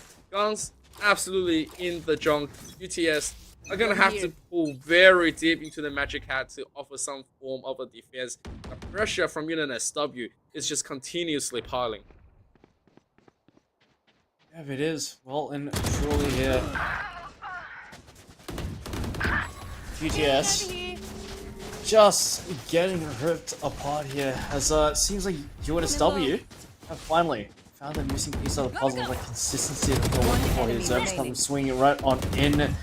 Zerva's just completely unleashed on a bright, on moisturized, thriving here on a bind. As Turkish Turret again, last one standing, 1v5 needed with the Sheriff in hand. Doesn't really seem too doable here. Relay bolt thrown on in. Zerva's gonna hop around the corner and give up a free kill. But found it. Oh, okay, a couple more bullets and that could have been bad. You want to stop it there, hold it down steady. Yeah, they, oh my god, they just love giving me a heart attack, don't they? Well, you know, these are the top-rated teams, so it wouldn't be surprising to see them having a really good aim and really skewish kind of a play, you know, where they sort of just perform onto the 180, 1 second, they're all, you know, absolutely amazing. The other second, they're like, oh, wait a second, I'm not playing to the best of my abilities, and you're just gonna have to deal with a circus show, right? So, at least it's entertaining coming in, which is great. What's not entertaining is that UTS trailing by 5, losing 4 in a row, having the footing, and Zervas having the early kill against Neon is gonna enable Unit and SW once again. Yeah, seems like UTS, they've met their match and they've met the maker here on bind here. UNSW really showing a complete parallel of what we saw previously on Ascent. UTS really feeling Fire Fury in the flames as the aptly named Cabbages come flying right on out and put a lot of pressure on UTS, so slowly and slowly, procedurally being ripped apart here. Turkish Turret still alive backside here. Trip is still up. There's Ronton finding Frey. Turkish Turret going to come swinging right on in and get the trade right on in. But Caterpillar just ready, waiting for the angle here as this placement is looking rock solid from UNSW. I don't see a way they can win this one here. Right here, they are holding strong, taking Turkish Light. Oh, Caterpillar! Ooh. Take a little bow. That was very clean coming in. Played the position to perfection. You know, that sets UTS back a little bit more. Not the best credits once again. Not the best that they can be completely swing. No momentum being given as well. And they still have more ults than them. Like, this is a form that I want to see from UNSW. Yeah, this is a UNSW that we do expect to come out here. As UTS, they really well and truly can't catch a break here. Sheriffs all around and full buy of UNSW. And the Empress procced by Caterpillar as well to boot, just to add extra insult to injury here. As they know that UTS are a bit of a weaker buy here, just Sheriffs. So, UNSW very, very aware that UTS could be up to some dirty work here. So just gonna hang back and take this one nice and slow. Well, this could be an absolute round that UNSW should be walking away with, but, you know, without giving too much away, they should be feeling quite confident. You know, all the defenses being set up by UTS just completely dismantled round after round. Nothing really be working. Means that this is one of those stands that it feels like, yes, you're defending, but there's nothing really to be offered once you get in. And so Zerva's going to be the first one. Quickly takes a teleport. Oh. That's an interesting take. And Deathblade hears all this. Oh. And they know he's there. Yep, just completely swing. Well, that's unfortunate. 30 seconds left. I mean, yeah, there's not much you can do there. Oh! Nice shot coming up from a Preg. You got to come swinging right on in, but swinging into 3. A Friggy will as Caterpillar, there's 1, and the Empress still alive and well, and oh, okay, long range shorty, I haven't seen that one. One enemy remaining. Oh, okay. Okay, some pretty nice shots coming up from UTS, but gonna need a lot more than nice shots to take out those Vandals here, as UNSW are absolutely on fire. They are just devouring UTS for lunch. 8-1 here. And UTS has put under so much scrutiny, and they're just sweating. They're breaking, they're faltering here, and honestly, I'm feeling like this is gonna go to a map 3. If UTS keeps up with this kind of performance, you know, map 3 definitely on the cards. We still have to switch, which is going to be something that UTS is going to have to be dealing with. Has to be a really quick one. and that Hawk Flash still finding value, knows that there's at least a few from UTS that was getting a little bit overly curious. But in the meantime, UNSW, even if they do lose this round and like, just completely throw, into it, it's still going to be so costly for UTS to try to make a recovery onto the next. There's still plenty of things that UNSW can deactivate because 7 rounds, kind of a lead. It's a significant one. Yeah, I mean, well and truly is as UTS. It's looking really, really bleak here. As gonna need an absolute miracle of a comeback here to try and bring this one back into working order. As, like you said, Mr. ZK, UNSW up 7 rounds. That is a lot of rounds to put together. That's a lot of gun rounds. That's a lot of ecos to try and get through. And I hate to say it, but I don't think UTS have really got it on bind here. 30 seconds left. Alright, here we go. Let's see if they continuously dominate because there is some form of a little bit of suppression fire, but no results as Vent gets taken out. Now this is still pretty much a full B side. That's for the taking. The plan is here as well. Caterpillar sees a whole bunch. Neon goes down. Zervas is happy to be playing. Lear being thrown out as well, just to add a little bit more of a confusion. There's nothing that UTS can do. Oh. They are just all gonna get gunned down. It's a complete beam from UNSW. UNSW can just do no wrong right now. 9-1. Everything about this game is just falling right into place. Falling right into their hands. Kills, rotations, there's everything and anything. It's just falling right into the grasp, and it's just absolute domination here. UTS, there's just no response. The line is just gone cold. They're flatlining here with only a couple more rounds left. Just 2 more left. I don't know if UTS can really bring this one back. Oh, it's a curious thing right here. Oh, Zervas is taking a little bit of damage right in the beginning. The pre-fire does work out to quickly suppress Neon. But still, this is where UTS has to quickly just fight on anything. You find something, quickly take a bite into it and don't let go. Maybe take those jewels. And this, oh man, Turkish turret tried so hard. But it's just not even closer as the door eliminates him. And Neon also, it's okay here and there, but Ben and a Preggy, those are the kills that you've been waiting for. Last player standing. Okay. UTS. This is a good round. A very good round. Some nice shots coming in. As UNSW brought to their knees in this one here, but it's a long time coming here for UTS. As we could potentially reach the cursed 9-3. Well, UNSW, they're more than capable of bringing the firepower here. But yeah, I mean, you could argue that previous round, just a write-off, just a charity round here. As UNSW, they're up 7 rounds. That is a pretty big deficit to make up for. So UTS gonna go for something a bit radical. More pressure down towards long here. Apregi gonna be tossing out the guiding light, nothing to be found. It's a decent amount of information. There's 3 players situated over towards A. Excuse me, 2 players situated over towards A, and a hell of a lot of utility. So UNSW gonna have a bit of a nasty time trying to get back into this one. Look at that entry. Neon and Vent both gone. They've invested Zervas. I mean, they know there's people here, but then they don't really check that mid into the link. It's just starting to cost them way too much. One enemy remaining. Turret gone, and yep, that's pretty much everyone. They are just looking to stray. But do you really want to be throwing it like that? I mean, have you just come out and it's a very low Preggy. The spike is ticking. It's a 1-on-3. And I don't think this is a fight that they're supposed to win. Preggy here could just fall into a whole bunch of shenanigans, but still gonna give it a little bit of a crack. But Caterpillar says good night. We're gonna go into a 10-2 for the switch.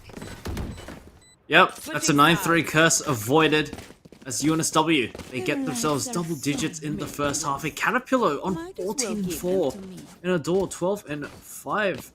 There's some pretty solid numbers coming out from the UNSW camp here, but the UTS decides to switch. It's a brand new slate. hopefully we'll be able to write a story, a comeback story here. It's got to be this pistol round to get through first. Better be quick, better be swift, better be immediate action coming in. UTS looks so well onto the first map. The second one, it's been nothing but SW just getting away with absolute murder.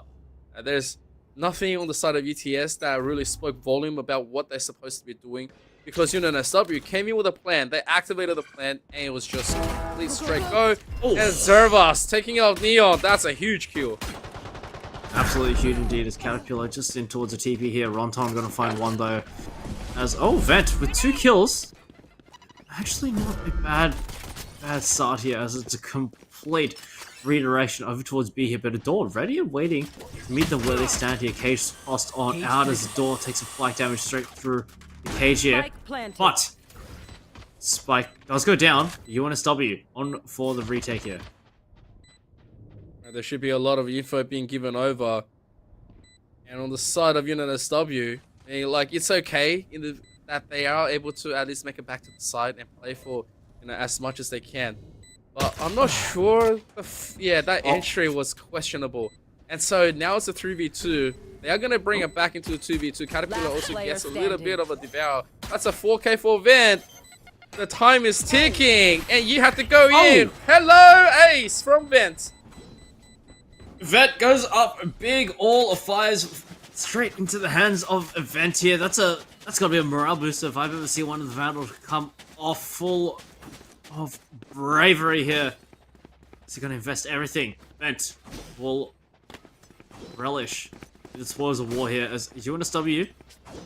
Bit of a, not exactly a force here, but a lot of shotguns coming out to meet UTS here. 3 to 10. It's a pistol round found for UTS, so it's a very, very good start here.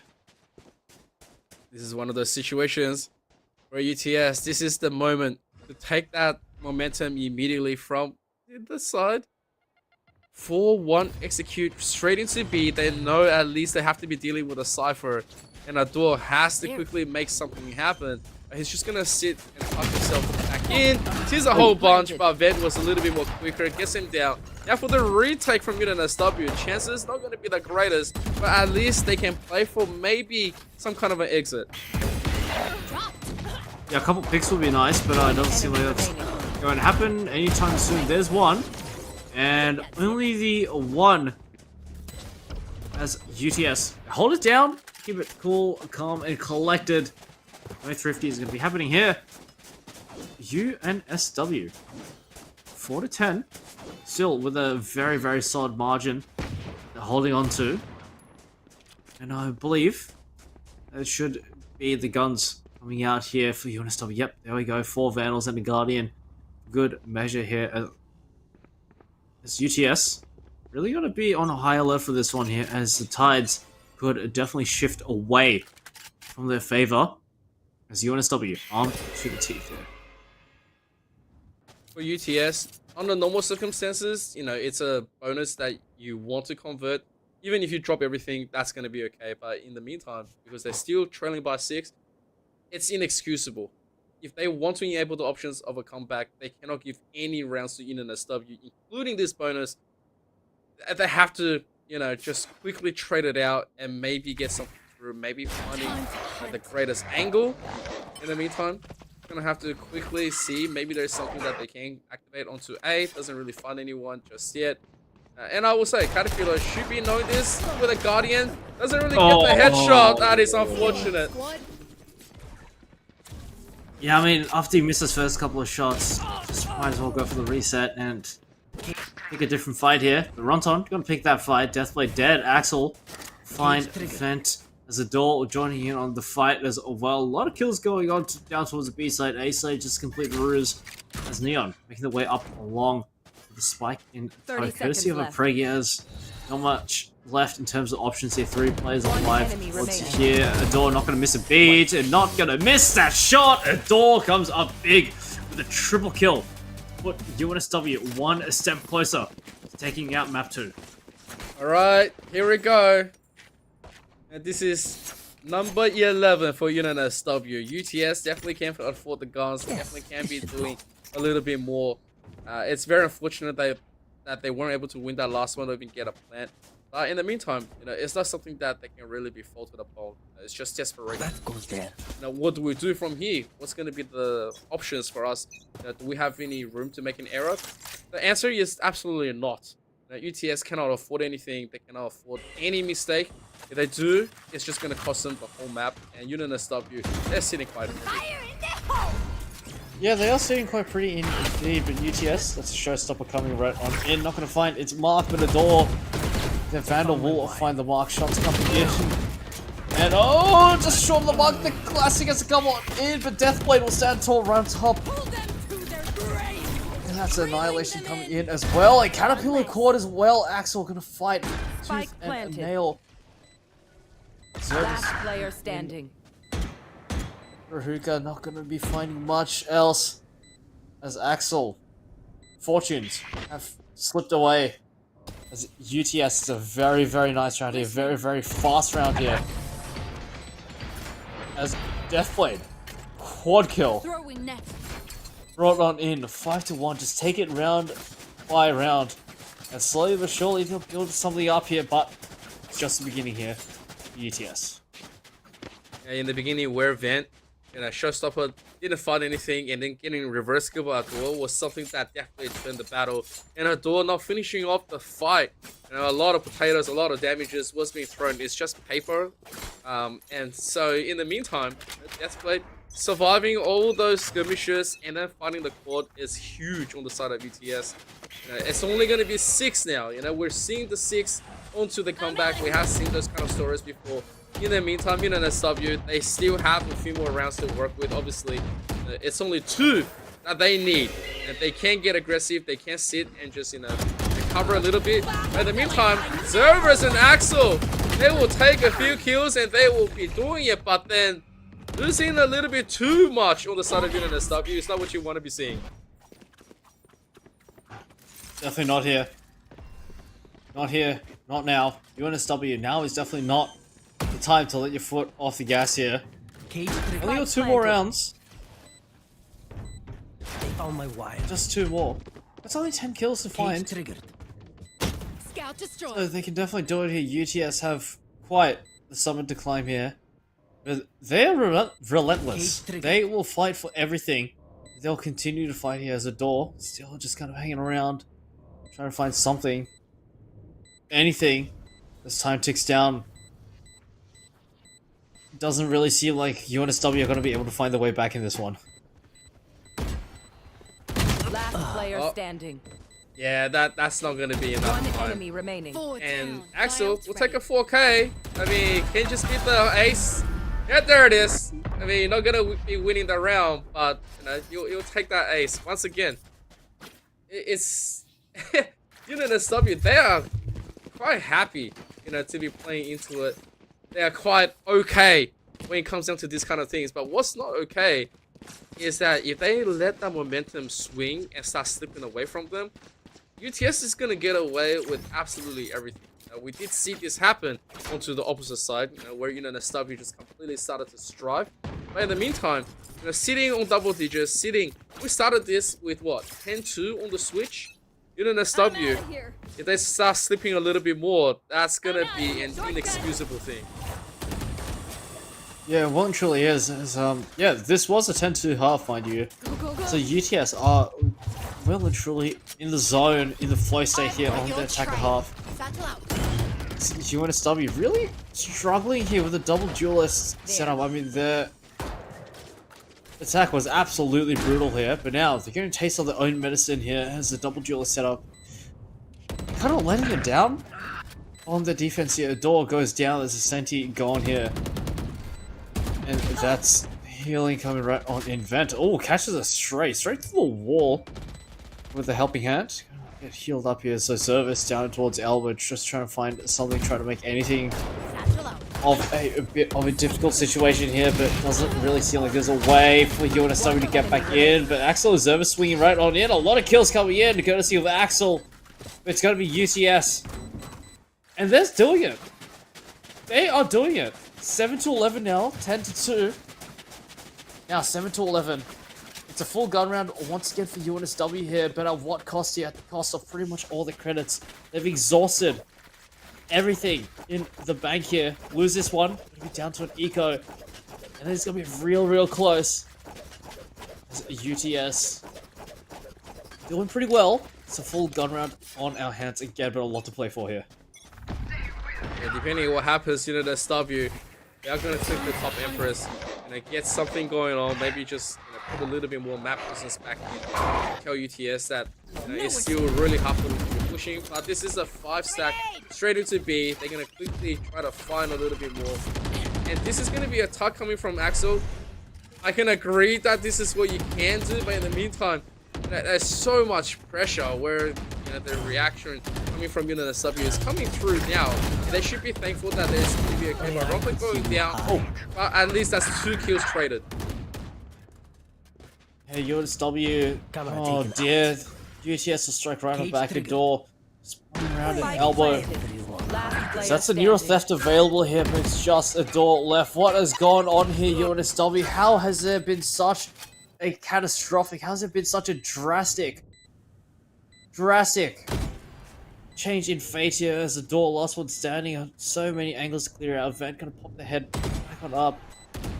Tapping right on in, but with the double peek coming on in, not gonna happen as UTS mounting an incredible comeback here. And that's a timeout called. It was high time for UNSW to really, well and truly sort out what exactly the hell is going on here. They should have called it a lot more earlier. As soon as they lost, even 2, that should have been them saying, all right, you know what, let's quickly just, call one out, see what's happening. But in the meantime, I gotta really give credits to UTS. They, as soon as Vent's ace came through, they just said, all right, it's time to go. We're here to play still. They went from a 10-2 now to 11-8. Like, if you look at the credits right now coming in from UTS, they're fine. They can keep on playing the aggression, and they are pretty much unchecked. On the side of UNSW, if they do commit to buy, then they completely, just make sure that their credits are not going to be in recovery. They just go, purely rely on pistols. Yes, it's going to be a gun round, but they lose that one. Pretty much staring 10-11. It's dangerous times where UNSW definitely have to have a lot of things to consider. Do they force the issue? Do they have a little bit of just a treat coming in, and that's going to be forcing the issue called? I have to say, I do agree. At what point do you get to really sit on close? Do you want them to have full guns continuously rolling, or do you want to just try to take away something and maybe get one just, via sheer luck? Yeah, honestly, not really sure if UNSW managed to pull out something out of the hat here. Gonna be a door spraying down with a Spectre here. Good damage onto Deathblade, but not much else here. Zerva's taken out as well. And that's an overdrive use as well. Absolutely no value in a spray down from Neon. Oh my god, it's gonna hold down left click and find all the heads. The door gonna run it right on in. Just like that. Just like that. UTS only had 2 rounds. Only had 2 rounds in the first half, but now they're within 2 of UNSW here. And that was a force coming out from UNSW as well here, but somehow, some way, they've gotten a decent arsenal to work with here. But this is make or break, well and truly. If they lose this one, 10-11. Next round, Eco. And we know that UCS aren't ones to let Thrifties happen. So then you're tied up. For UNSW, what do? What more do you have left in options? Not much. We go, Showstopper finds the one. They will take it. It just means that they're going to have to be forcing this issue here. In the meantime, oh boy. Oh dear. They lost Turkish Torah here for some reason. That's not what you wanted to see. What's happening? Why? That's not what you wanted to see, but we will take it. Everyone's just shooting potatoes, and nothing is working. I think that Jordan fun is kicking in, and UNSW. And a 2-on-1 situation here where Deathblade, It's on 37 health. Should Oh. not have anything to do with this. If he wins this against Rockton, that's gonna be Player huge. standing. Oh my god. No! It's a 1-on-1. Throwing net. How? Sound sensor up. Wait, he's out in the open. Spike planted. Oh, he's missed the timing. Oh, Zovis has missed the timing. Oh, this is not good. Oh, okay. Okay. Okay. Gotta go. It still happened. It still happened for UNSW. They will take I it. can't believe I don't Match have the point. words. I don't know what I'm witnessing here. What am I watching here? You just saw, competitiveness right there. Everyone sort of pretty much got a jump scare, and nothing was preparing themselves to perform like what they're supposed to be. Everyone is dropping. But hey, look, it's 12-9. UNSW. They finally broke that losing momentum, and they finally pull one back. It's still okay. They are still maybe pushing us into map number 3. They have 3 to work with. Flash. Thrown on in into short. It's Cam tossed it into hookah. Taken out though, so that's the presence. Smoke dropped right on in. Gonna give free passage straight into hookah. For UTS. There's a lot of players milling around here. Oh, but look. A. Guys! There's no one on A! Huh? What's happened here? Zervas, he has to be the Oh, one to this make is it. bad. Oh, this is very, very bad. Oh, this is terrible. Go, go. Take this. Oh. Oh boy, that could have been dangerous. Okay, we'll have a plant. It will be okay. It's 4-on-5. But in the meantime, this is competitiveness. They are just gonna be investing everything that they can. You can see UTS finally desperate. UNSW, this should be a very easy retake. They have all the positions. They know how to be playing it, and they're gonna offer the bodies into it. Over there. Dropping out of heaven. Death Lane delivers some shots. Caterpillar and Vent. Last player Finding kills on their standing. own. UNSW just a couple more, and they did it. They did it. I've tried explosions. Oh, Not the fan. Defenders win. Welcome to Valorant. What can I say? Shocked? Maybe. Double shock? Absolutely. Triple shock? Yep. This is all according to plan, all according to script. In one of those moments where it was supposed to be 10 to UNSW, taking it by storm. UTS proved that they can play just as well, minus the last 2 rounds where, things definitely happened. But, we won't think about something like that just yet because, we have map number 3. We have a lot more things to be going through, especially since it's going to be Haven. We're now 1-0, 1 apiece, and I believe, it's going to be an absolute banger to finish onto Haven. So, whew, like, Oni, what do you think? I don't want to think about that. I don't know what I watched. I mean, there's a lot of times where I don't even know what happened, but I know that something has absolutely catastrophic happened, but we've got some time to put it out of our minds. We will cut to a quick break as you do go the distance for map number 3.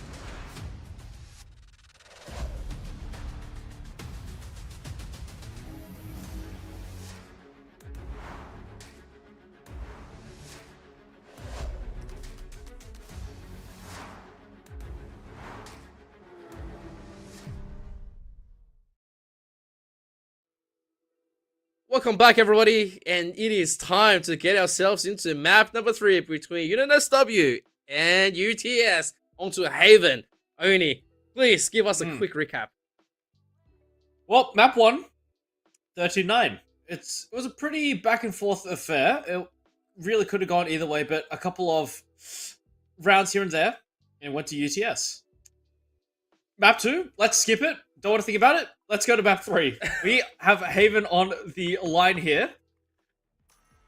And yeah, I mean, what a map to tie things off. 3 sides. Extra variable thrown into the mix with that C side here, as UNSW not going to skip a beat.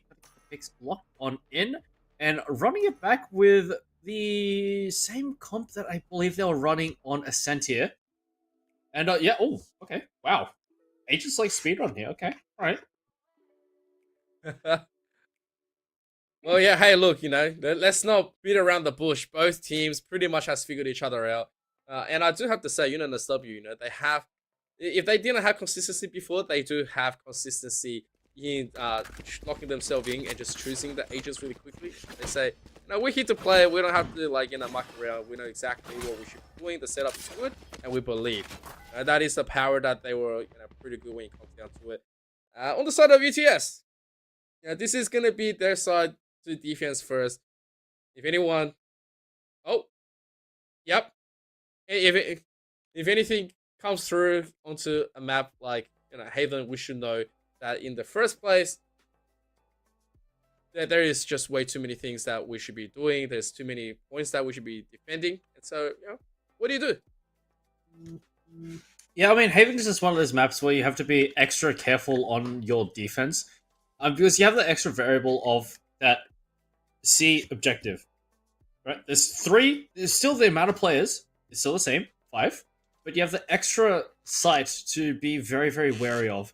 So, generally speaking, you'll leave a sole sentinel, like for example, a KJ, a Cypher, or a Vice, someone with that potential, the capability to stall, the capabilities to block as well, to keep essentially one of those sites on lockdown, so that you're playing more so a traditional 2-site map, playing a 2-2, even though it's a little bit, you know, diluted, it's still essentially the same, you know, as any other map. But that also means that the onus to take a lot of space, especially as the defense, is very, very important, as you want to be negating as much space as possible for the attackers to use against you. And conversely as well, as an attacker, you need to be taking proactive steps in order to be trying to take space earlier on. Otherwise, defense, you're just going to get steamrolled here.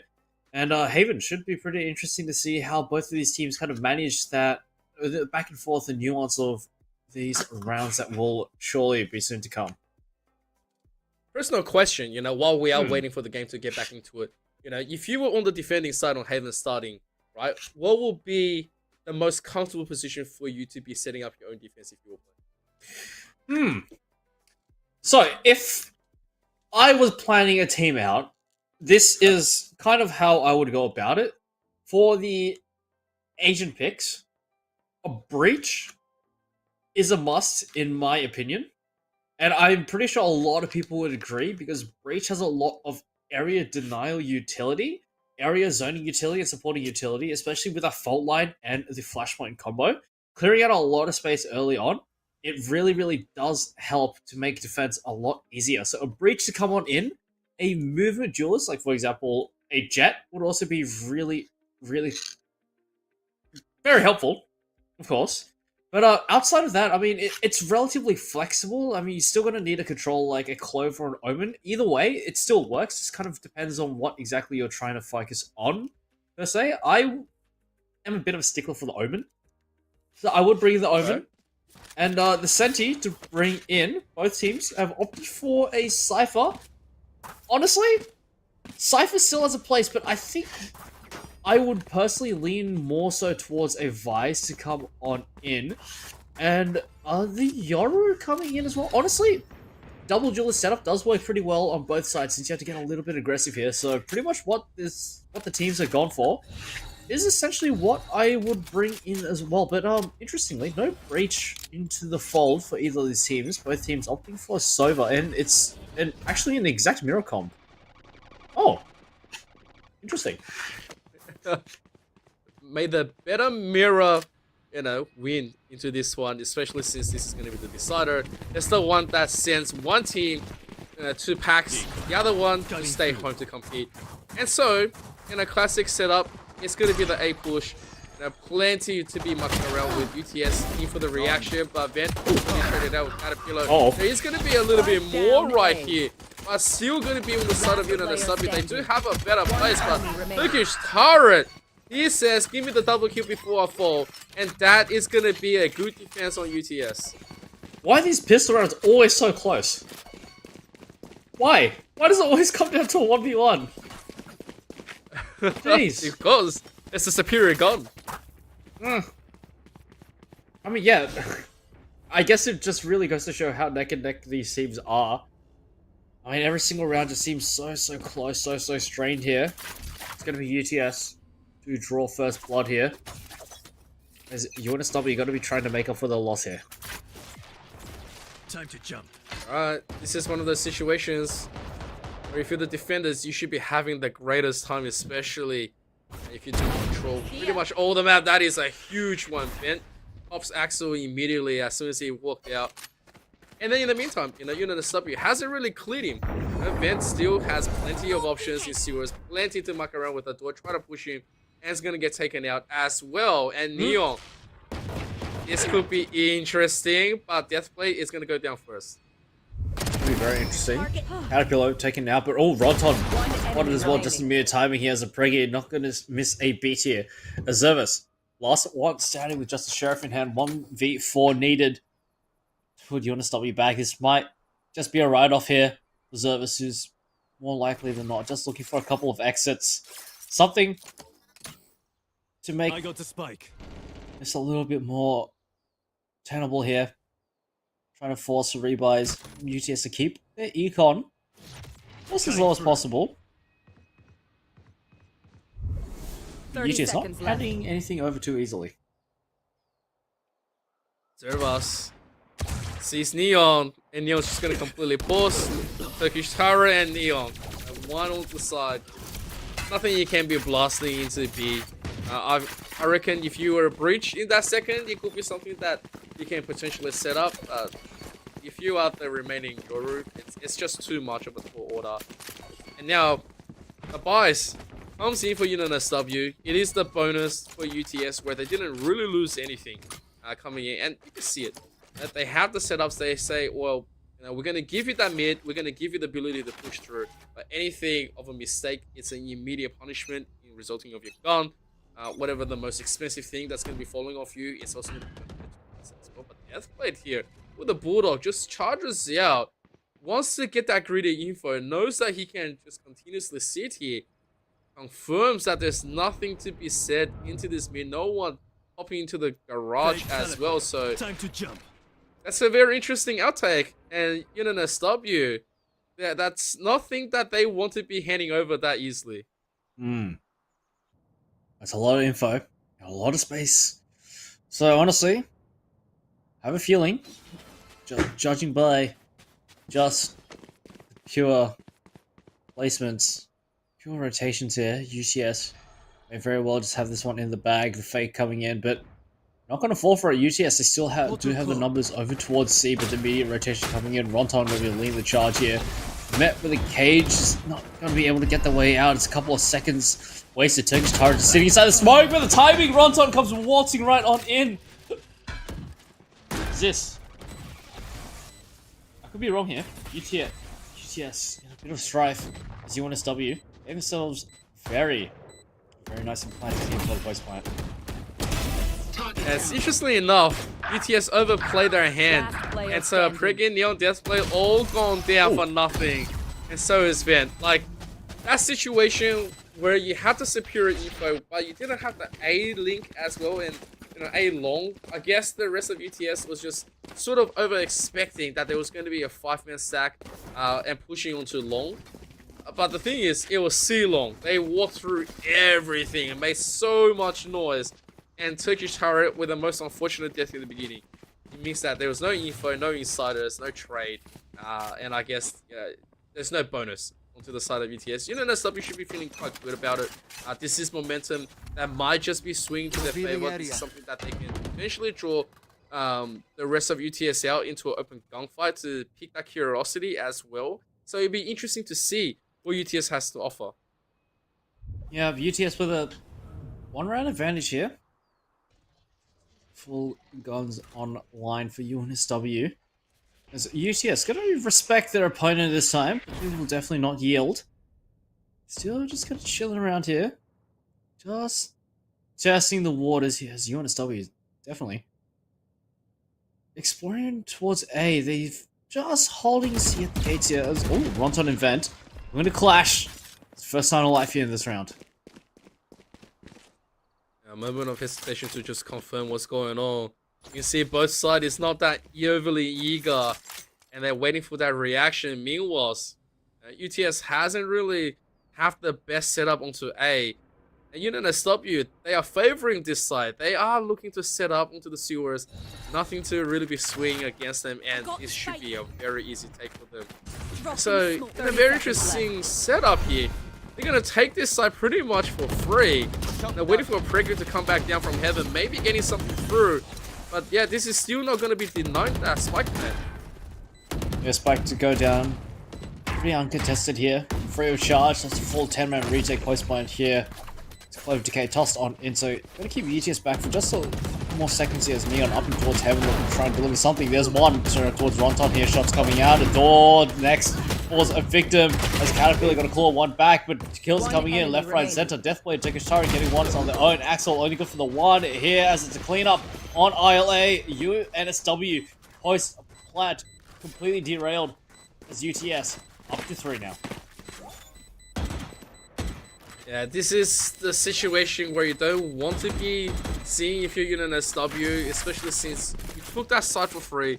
You know, the reaction was a little bit slow, and there's multiple members that should not be having anything to do with it. The setup just wasn't there. UNSW losing out in what could potentially be one of the most painful rounds that they should have won. They are gonna still have the ability to rebuy into it. We just beat that 4-1 Guardian. Yeah, it's gonna come. And in the meantime, you know, it's back to the drawing board. A did not work out in the most unusualist way, and Jewel, it could just be that this final map means there's just way too much they have to be working for. I must wait a moment. Turkish turret. Bit of an inkling that's something maybe going down towards C. It's a clone tossed on in. So Dart taken out as well. That's pretty tripped on here. UNSW, this one nice and steady and already making a bit of a foray down towards mid here. There's Ronton tucked just behind the garage doors. As UNSW, it's a full evac. Off C, but no, actually. The Spike making his way back here. Seems like UNSW, they're interested in setting up some real estate here, gathering his land and territory to set up what is the beginnings of a C split here, but no, actually gonna go back. Oh no, they're going back. Yep. Okay, this is looking like a C split here. Okay, getting the drone now. They are gonna just make sure that garage is gonna be okay, but that should be way too much info being swarmed. And so UNSW, they don't really have a choice. They have to go. Not enough time left. Neon gets taken down here. Deathblade heading into the smoke. Sees a whole bunch. Gets a huge kill. Still 3v2. 30 seconds left. Here comes the Neuro Theft. That's still a little bit more. They do want to deny, but I don't think they can really deny this one. There is gonna be the spike point that they can. Last player standing. One enemy Then remaining. from the back, and that is pretty much gonna be the final one there. Yeah, Ronton can't really leave. Doesn't matter what's gonna be happening. And UTS looking quite decent on the defense. They're looking really, really good on the defense here. They're not really being too proactive in taking that space every single round, but still, the UNSW is playing straight into their hand here. It's 4-1, slowly. Starting to become a little bit pear-shaped here for UNSW here as a buy to come on out. Equally pear-shaped. A Bulldog, a Sheriff, and a Bucky thrown to the mix. So, kind of a weird mismatch going on here. I saw even a Stinger thrown into the mix. UNSW, not really fancying their chances this round here, but just gonna try and find whatever they can find here. That could just be the fast Strike execution. down Ben's gonna A. quickly just disable that. Oh, Massive double kill and bring him to the side. They didn't find a little bit more. No matter how much you jump here, not gonna be working out. Look, they invested just a little bit of issue. Maybe looking to get down and dirty, but it was just too little to over prepare. And Ben is here to continuously, offer that support. The rest of them went completely straight as well. Pregi offering the defense. 4-round deficit. Here comes the gun round again from UNSW. They definitely need to have something set up here. yeah, UNSW, I mean, it seems like these opportunities where everyone managed to have a full buy is few and far beyond. So, not much cash to work with either. Not much in the credit reserves. So, gotta try and put together something big here. Put themselves back into the driver's seat and in the winning ways here. Both Jeweler Service and Caterpillar go for a bit of an exploration towards mid here. Enemy mark. Big crash, toss on in position revealed, and oh, how? Huh? Refreshing. Okay, alright, Service, with what was quite an unlikely duel 1 Neon. Just in a very, very target rich environment. They're not gonna clear the corner! Oh my god, it's a great transfer! Oh! My god! Oh boy. Boy, that 4K shouldn't have come out. That was... Yep. That's... Look, I tell you what. Neon knew that shock darts and utilities and he was possibly going to get pushed. So he thought, you know what? I'm just going to push forward and see if I can overly, aggressively rotate. Which he got a 4K out of. That's exactly the cards that he was hoping for. And it has happened for them. And UNSW, they have underestimated, what he's supposed to be doing in the meantime. That is a big operator straight in the face. You want to be doing any pushing into C-Long? Guess what? You're going to have to go through this magnificent gun. Yeah, I mean, just look at how much space, how much productivity is coming from UTS. They've got an operator on the line here. Ahead. Of course, smoke tossed on in, but still an unknown factor here. A completely cleared out as well. UNSW, they don't know it, but they're just being constricted here as UTS. They've actually pushed in through the smoke and still holding the line here. Look at the tussle. Deathblade playing a very, very forward aggressive stance here. Needs to find a lot of shots here, but oh, the TP and save as Turkish turret. I think good for the one here. The spike not going down just yet. The Hunter's Fury is still thorn in the side here. Neon being chased, gunned down by a door. One enemy Bringing remaining. to find one and another as procedurally they start to fall here. Deathblade comes swinging right on in Get out. as Axel, the last one standing, but not for much longer as UTS 7-1. It's getting dicey. If I thought UNSW was ready to play a little bit more, getting everything that they're supposed to be, especially working on map number 2. Map number 3, it's a one-way road for UTS. They saw the road, they took it first, and UNSW getting left behind. 6 very big rounds being taken. The deficit is huge. In the meantime, if they want to have the ability to come back, they first have to clear, the massive operator that's in the hands of UTS. They have to quickly clear, the map because they have no presence. They pretty much forfeited most of that. And look at Neon. Should not be getting away. Should not be getting away with that kind of a duel. Nailed them. It's just criminal behavior. Really well and truly. Well and truly indeed, as they're spread out pretty much everywhere across the map. At every single turn, UNSW are just met with fire and fury shots coming out. There's people peeking left, right, and center. And just look at that map right now. Look at that map. UNSW have not, barely even left spawn. And just dead, dropped, dead like flies. As UTS getting so aggressive. They're doing such a good job at it. As UNSW, they really just can't handle this level of aggression here. 8-1. It's looking really dire. Yeah, who's the attacking side? I'm confused from that last round. I thought UNSW was supposed to be the one to do all the attacking, but it was all UTS. They jumped through, immediate 1-on-3 duel, resulting in a 2-for-1 trade, and then right after that, there was no answer. This is a stack, a quick one, and Neon just is happy to spray into it. There is going to be the trade, and they are going to force the issue to maybe just get something through. But, they need to do a little bit more to clear it. Yeah, it's at least a plan confirmed here. It's all spilling right on in Zervis, just hiding around the corner and just gonna run right across the Preggy screen here. Vet chilling out with Deathblade, really trying to cause some chaos and disturbances here. Axel and Zervis getting kills of their own, so S down, done and dusted in this one. UNSW will find the second round. Alright, lucky sock. They will take it. Don't fail me now.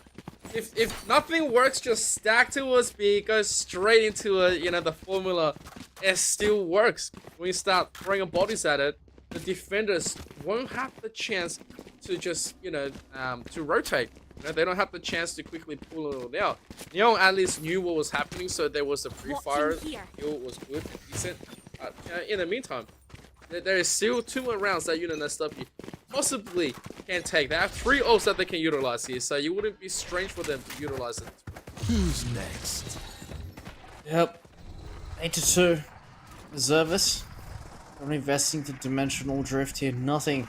We found this here. Turkish turret has been discovered though. And the Bucky to come right on in. Not doing much though, but it's going to be the Hunter's Fury of Adore. Going to be doing a hell of a lot of work here. 2 kills found. UNSW already down 2 members. Just wants to get the flank coming in from the rear. They've got nothing. They've got no one watching the flank. Neon in garage. Discovered though. There's 2 players found. Where are the other 2? Where's the other one? Where is he? He's coming in from the rear. They don't know. Deathblade. Find Ronton. Neon. Find Caterpillar. Just like that. Vent will clean up shop. Will close up shop here. There's no flank watch. Shot right in the back. This UTS. Up to 9 now. It's a huge play coming in. UNSW, they played as much as they could. Immediately, it was a synergy ult to be activated. But then UTS, they were keeping track of the ults. They knew what was going to happen. The options was definitely there. So overly prepared, it's always a better thing on the defender side. In the meantime, if you're UNSW, you want to lock one down. 9-3. Put a little bit of a dent back in. It could be the good old meme fashion, the curse. Can they do it? Yeah, that's really the question on our minds here. As again, Deathblade getting a lot of space. And even though Ronton takes a bit of an off angle there, Deathblade just gonna hit the flick. Just all ready to oblige here. Oh, Service taken out. Not expecting Vet to be up top here. So it doesn't really seem like the 9-3 curse is to come in effect here, unless UNSW can pull off. And very, very well-deserved win in this round here. From a man deficit. Oh, hang on.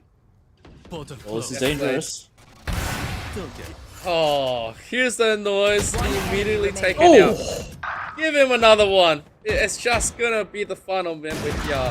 Axel walks in.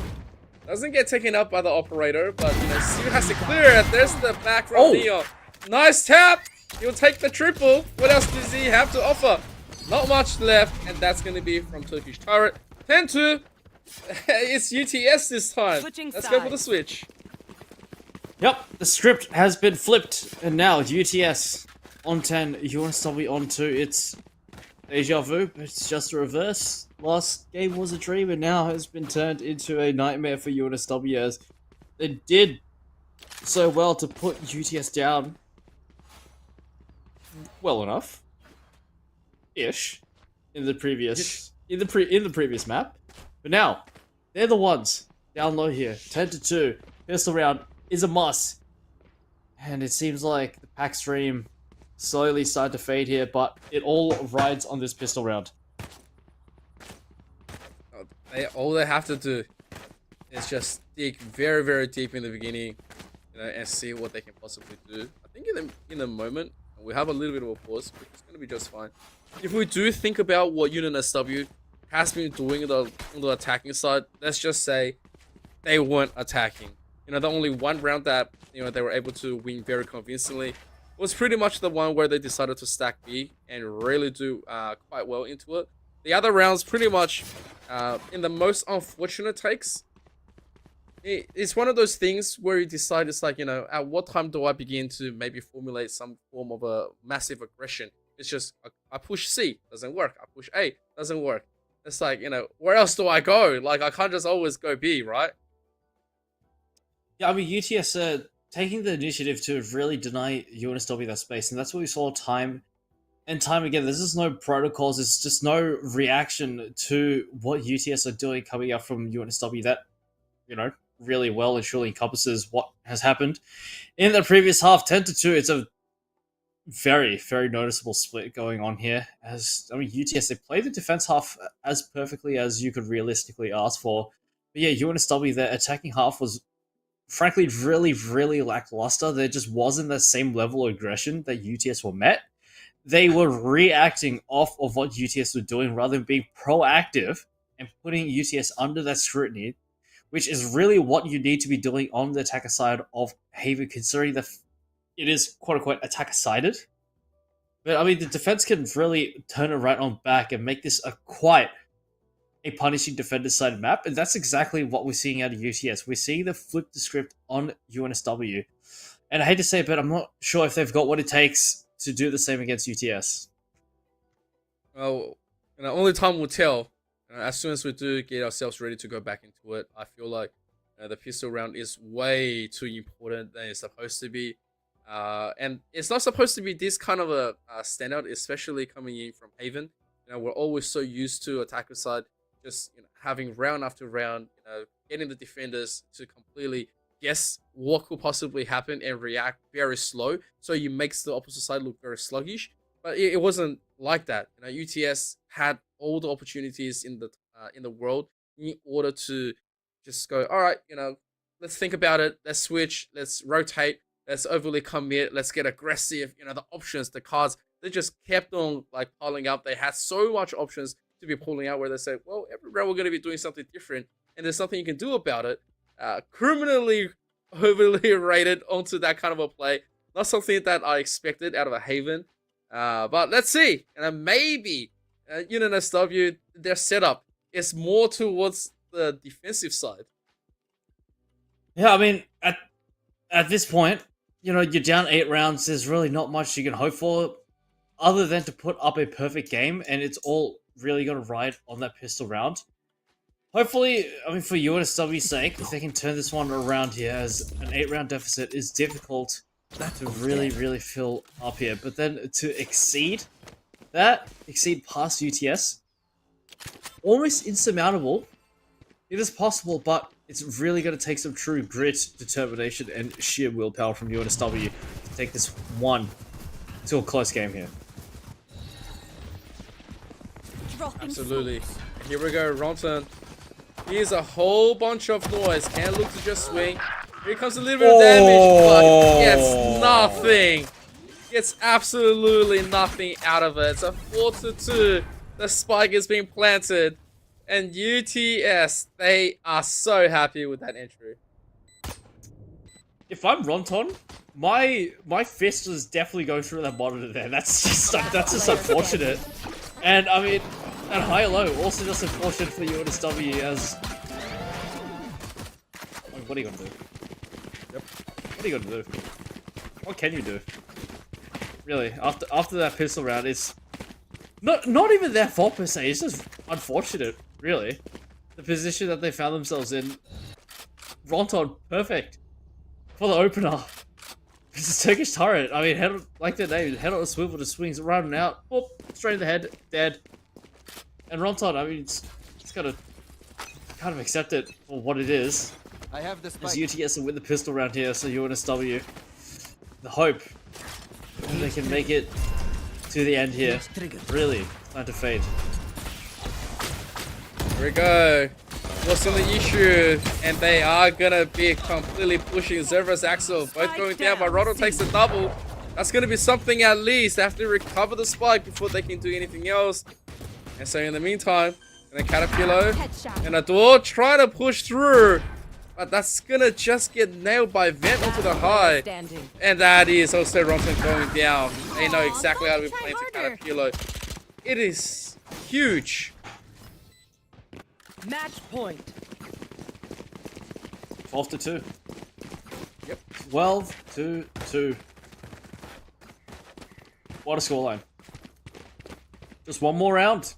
5 more kills, and UTS have punched in their tickets to PAX. Just straight up, just like that. I mean, I really, really wish that we did see a bit more of a stronger response from UNSW here, but I mean, they're 10 rounds down with really not much hope left.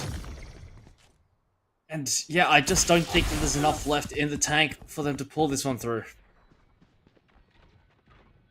Expectations definitely a little bit on the lower side. But if you're on UTS, you know, 10 to work with, should be smiling all around, but that headshot. Okay, we'll take it. Caterpillar still has a little bit more to be offering. Make that a double. Now, hello.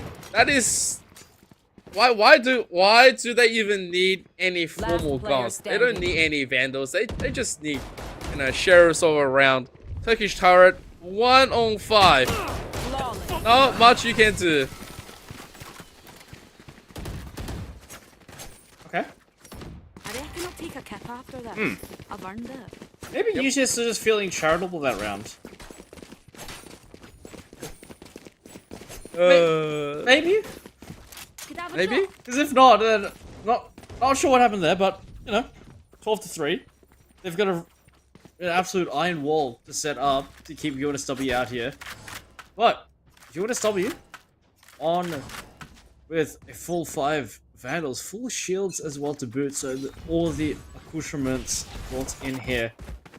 But UTS buy looking a little bit sketchy here.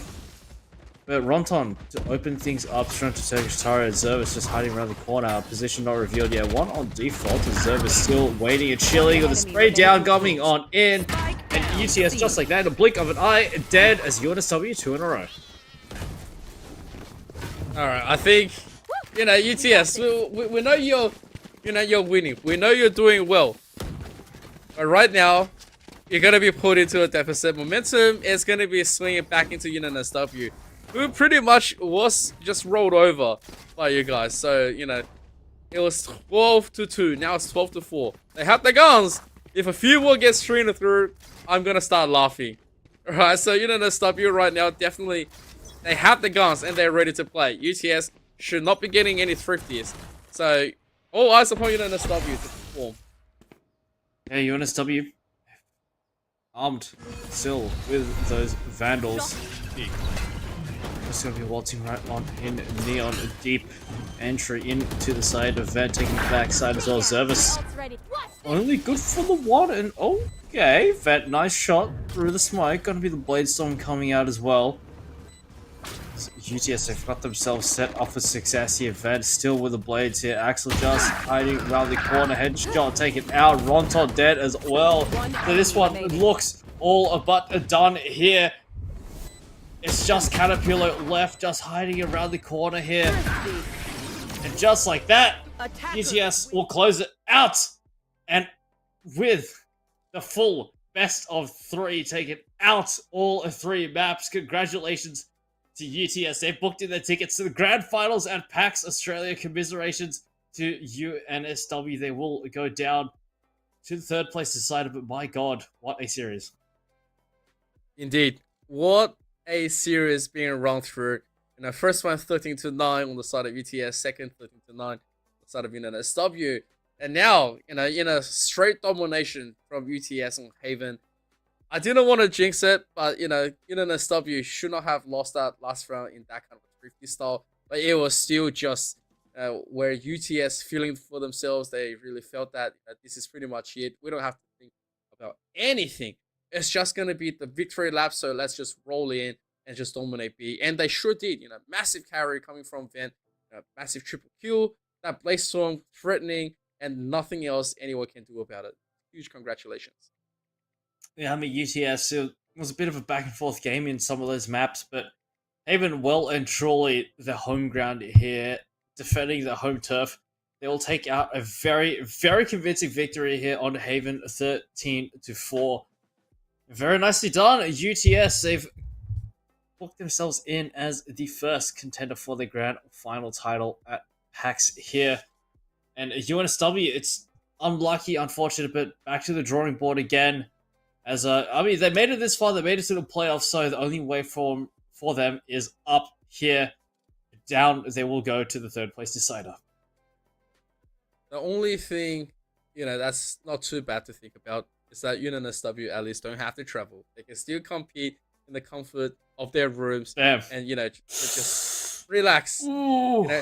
Relax and go in. I will say, when you do play in the outdoor competitive environment, it's a completely different ball game as well. And so they don't have to suffer from jet lag. So, that's my consolation take for them. But in the meantime, if you're UTS, you absolutely be cheering on Discord. You should be jumping all around.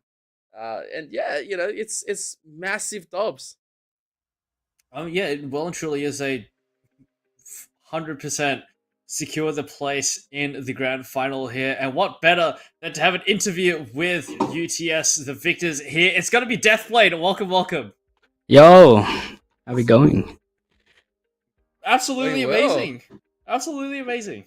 Nice, nice. Yeah, the games are really, really intense, really stressful. Yeah, I mean, that's exactly what I want to ask you first up here. So, how do you guys feel like you went? I mean, this went to full 3 maps here. You guys really had quite an amazing comeback. It just fell short on map 2 here. So, how do you feel like you guys performed here? And how do you guys feel like you'll perform at LAN? Yeah, look, we had a really strong start on Ascent with everyone playing together, and then Bind was going really slow, and we were starting to pick it up, and I guess that momentum carried into map 3. And look, I think I'm expecting similar results in LAN, to be honest. Oh, that's big takes coming through. When it comes down to how you guys been competing throughout the whole season, what do you think has been the key factor to gelling your team together? Everyone's awake 20 minutes before the game, hopefully.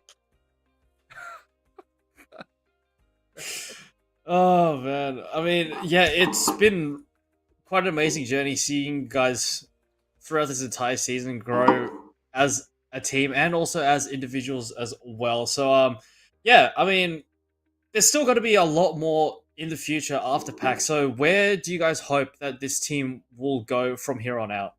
I know stay as the UTS team, hopefully, and see how strong we can get. Plain and simple. I like it. Yeah. Fair enough. Well, look, that's pretty much it for UTS for this interview. Congratulations once again, Deathblade. No and we worries. cannot wait to see you at PAX. Yeah, I'm excited too. It's okay. All right. Thank you guys. That's No welcome. worries. All Wow. right. And that was our first opening map. I mean, the first opening round, coming from UTS versus UNSW.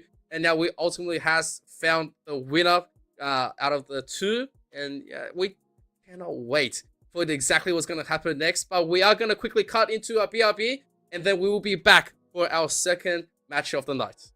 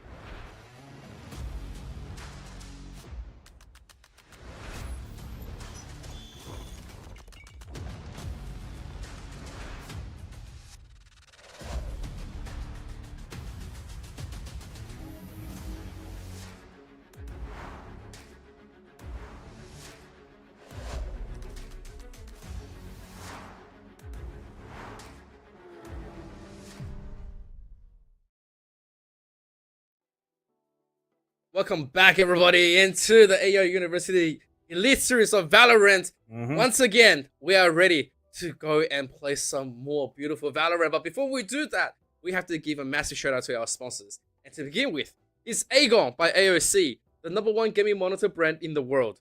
AGON by AOC provide best-in-class monitor solutions for gaming and all other needs. And of course, next up will be HyperX and Officeworks. Power your game with the latest HyperX gear at Officeworks. Push performance to the limit with the latest in gaming tech. From high spec to precision gear, Officeworks has what you need. And of course, we have Indomie, the noodle partner made with high-quality flour and selected ingredients and spices. A plate of Indomie Mega Rain was certainly bright enough. Try any one of the flavors available today from your local grocer or at indomie.com.au. And that's all of them.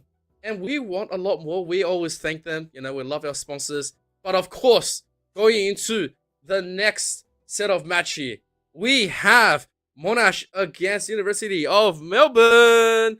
Tell me, Oni, what do you about this match?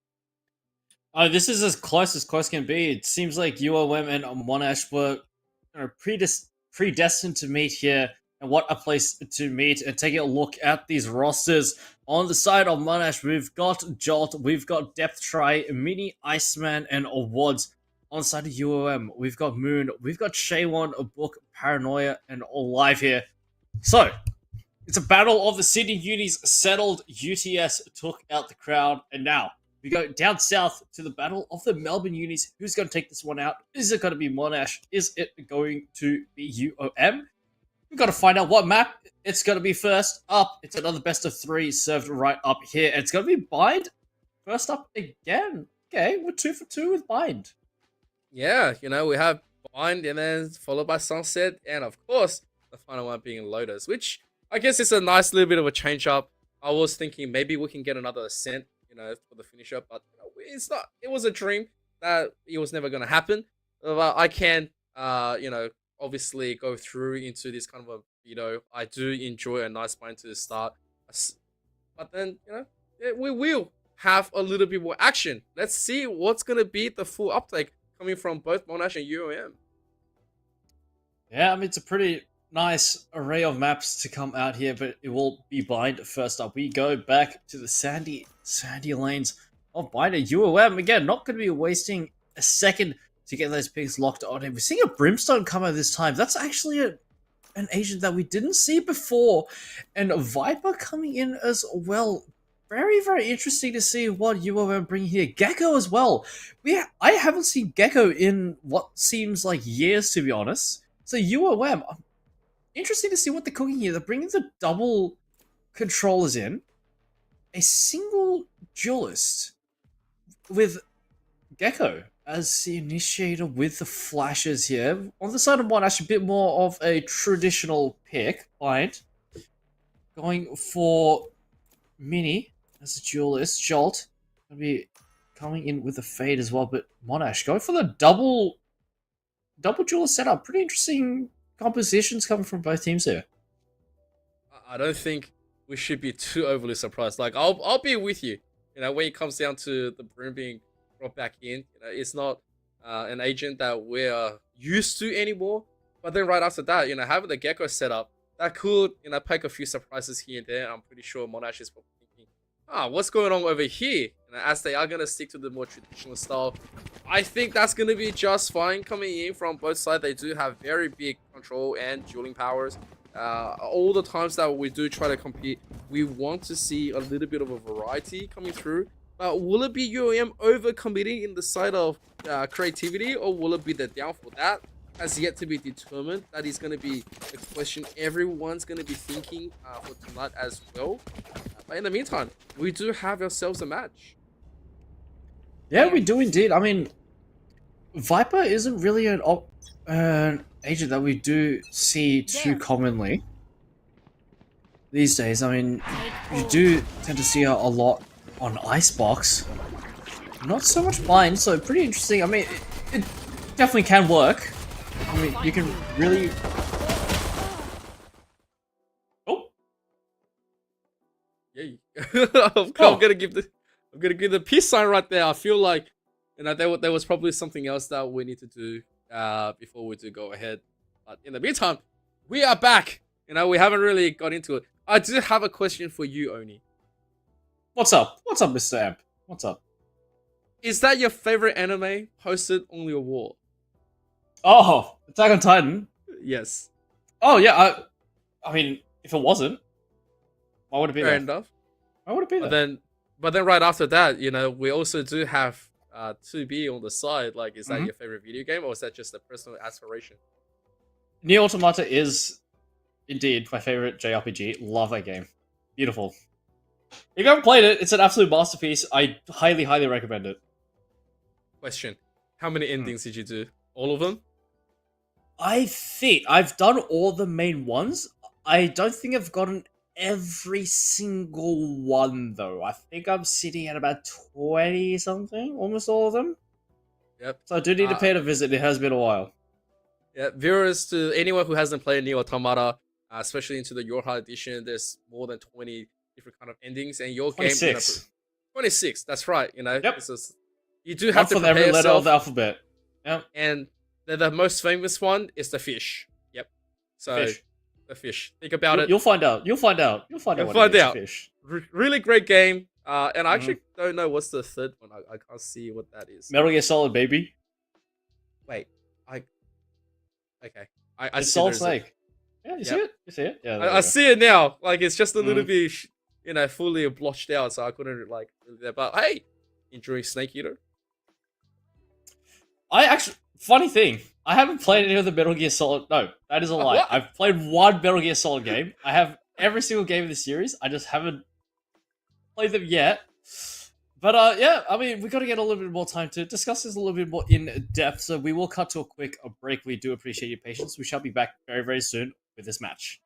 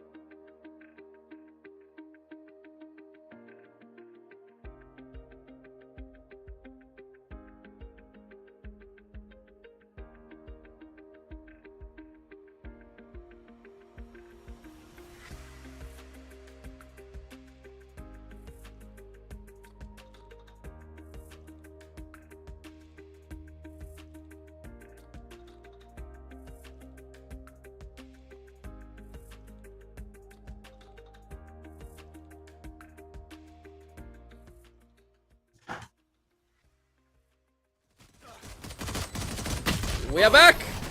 Wait. Okay, we're back. We're officially going through UOM against Monash. First one going to the side of UOM. Hey, you know. We're here. Finally here. Definitely, sorry about the delay, everybody. We just had a couple of things to get sorted out here, but not to worry, not to fret. We are back indeed as UOM have got themselves a pistol round here. So, well and truly on for a very, very nice round from UOM here. Should be on track for a swift victory here, as armed with beautiful, beautiful weapons here. It's a classics of Monash. Not gonna be doing much. Definitely not gonna be doing much. In the meantime, you know, we were talking about a few games here and there, but definitely right now with UOM having the early guns here onto the east side, always a good sight to be seeing. But obviously, you don't want to be, you know, overly damaged before you even get onto the side. That's not something that you plan for. But in the meantime, huge jump through. But there's going to be the trade between Ice and Paranoia. And a few more dust goes through, but UOM still having that man advantage. Yeah, I mean, relatively solid from UOM. Oh, Book could have been in a very, very nasty situation. Just 1 HP as well. As UOM, they'll lose 2. It's a little bit more than they'd initially wished for. But Mini, not really sure what else Mini can find here. Just tucked in, just waiting. Something, anything, a potential exit frag perhaps. But nothing to be found here. Oh, unless Mini tries to pull off something here. Book within range. Ooh, okay, playing this one smart. I like it. I like it. Okay, taking an extra one back. As a UOM, they lose 3. Especially with those guns that they brought in, definitely should not have suffered that many casualties, but it is still another round regardless. Still able to buy up some nice rifles here. Bring them against Monash, but the rebuy could come to bite them in the back, but looks to be all good and smooth for now. Yeah, not the worst situation that they could have been in. I will say that was very smart coming from Mini onto the side. There was definitely a lot of things that they probably shouldn't be getting led with. But when you are smart about it, definitely a lot more to be playing around. Both sides does have guns. They do have the necessity to go through walls. Meanwhile, does spot out multiple members, so there is going to be a rotation, but it's a little bit slow. That's not what you wanted to see, especially when you have that info. And here comes Gecko trying to make sure to just get a little bit of a spike plan, but it's going to be taken out. And now everyone from UOM is going to have to commit. 1 enemy remaining. Oh! Okay, yeah, you weren't going for the full commit there, but okay, alright, Iceman just gonna come flying right on in with the satchels. Life just completely deleted out of that round. It looked good for UOM until just crunched in death try, going absolutely big there for the swing double kill posted up here. First round on the board for Monash.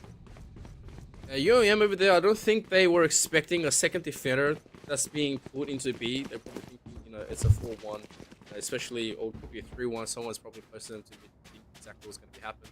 And that's not enough of a rotation for them to be pushing.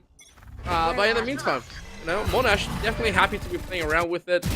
Definitely thinking to get a little bit more, but Paranoia getting completely kicked out there. That is an unfortunate death. Bomb buddy out. Yeah, unfortunate indeed, but Iceman doesn't escape unscathed either, down to 51 points of health. Gonna make the way out though, but good early frag to keep UOM's numbers low. That's the smokes taken out as well. So site execute.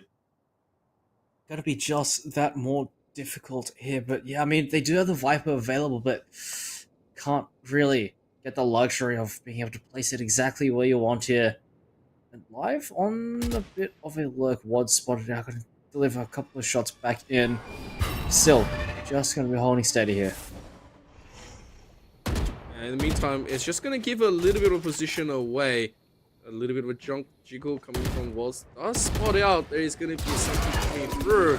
And Waltz is gonna be okay to make it back. Meanwhile, does come out, catches Liv right there with their pants down. 30 seconds Not what left. you wanted to do or hear. So there's going to be a forced teleportation back into B with no corners being clear. They're going to have to just roll it, go into it. Here comes the plant, gets immediately denied, and that's going to be the trade. But it's still going to be Monash pushing 3 against 1. Team A. Yeah, and not to be. It's Book in a very, very uncomfortable situation. Multiple angles to worry about. So, Monash. He strike back. 2-2 now. Gun's looking real good. Side of Monash here. An Outlaw even brought in for good measure here, but UOM. I'll really say the same there. Just going to be a bit of a half buy coming out here. Sheriff's on board for 3. A Bucky. And that's it. Just 4 Sheriffs and a Bucky tossed on in. So, a relatively light investment coming up from UOMs. But, should they get a decent amount of kills, it will be worth it in the end here. But 2-2. And we're trailing along very nicely here. UOM got for full on a blood rush in towards A. And oh my god, Moon! Holy, look at the airtime! Oh my god. Oh, that's not what you want to be spotting, but when you do have the correct setup, that's exactly how you want to be playing. And what a beautiful placement. I gotta give it to them. UOM didn't think they were gonna do anything else, but they're gonna get 2 kills here. Jolt also down for the count.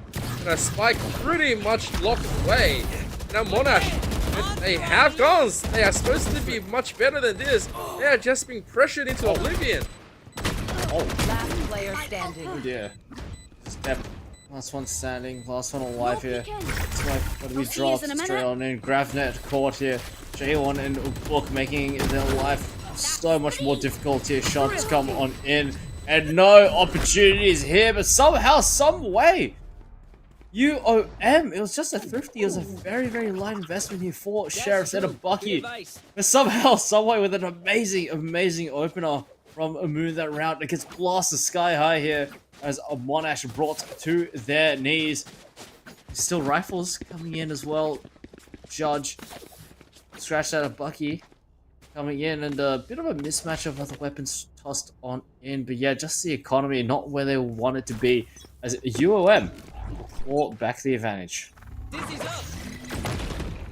Here we go. You do want to have that setup. You do want that confidence coming in. Iceman's going to quickly find a kill really quickly. Here comes the second one. They might be tracked to get just a little bit more as the spike running from them.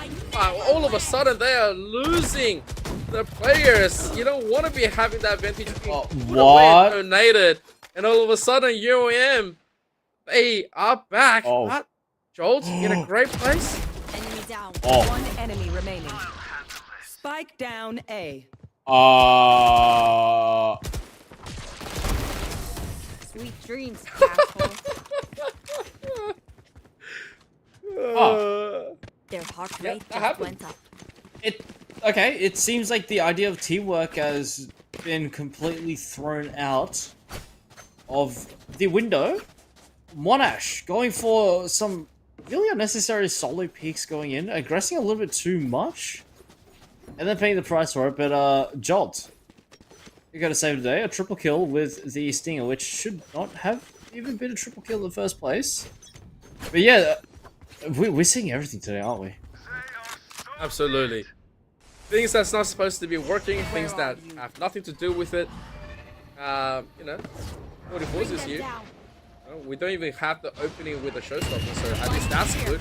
But in the meantime, Likia shouldn't have had that. Here it comes. That's just way too good. Jolt and Iceman taking down 4 of them. It's a huge, flawless, and they thought they were supposed to be losing more, but they lost nothing. Yep, very, very nicely done from Monash here to hold it steady 4-3 now. As, yeah, I mean, pole position just switching back and forth here. And this round could definitely be the same here. UOM bringing in a full buy of their own here.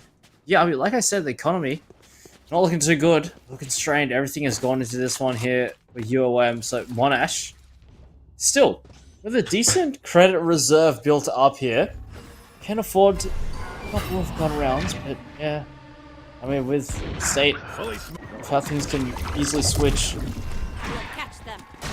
could be in for a nasty surprise as Monash has soon found out.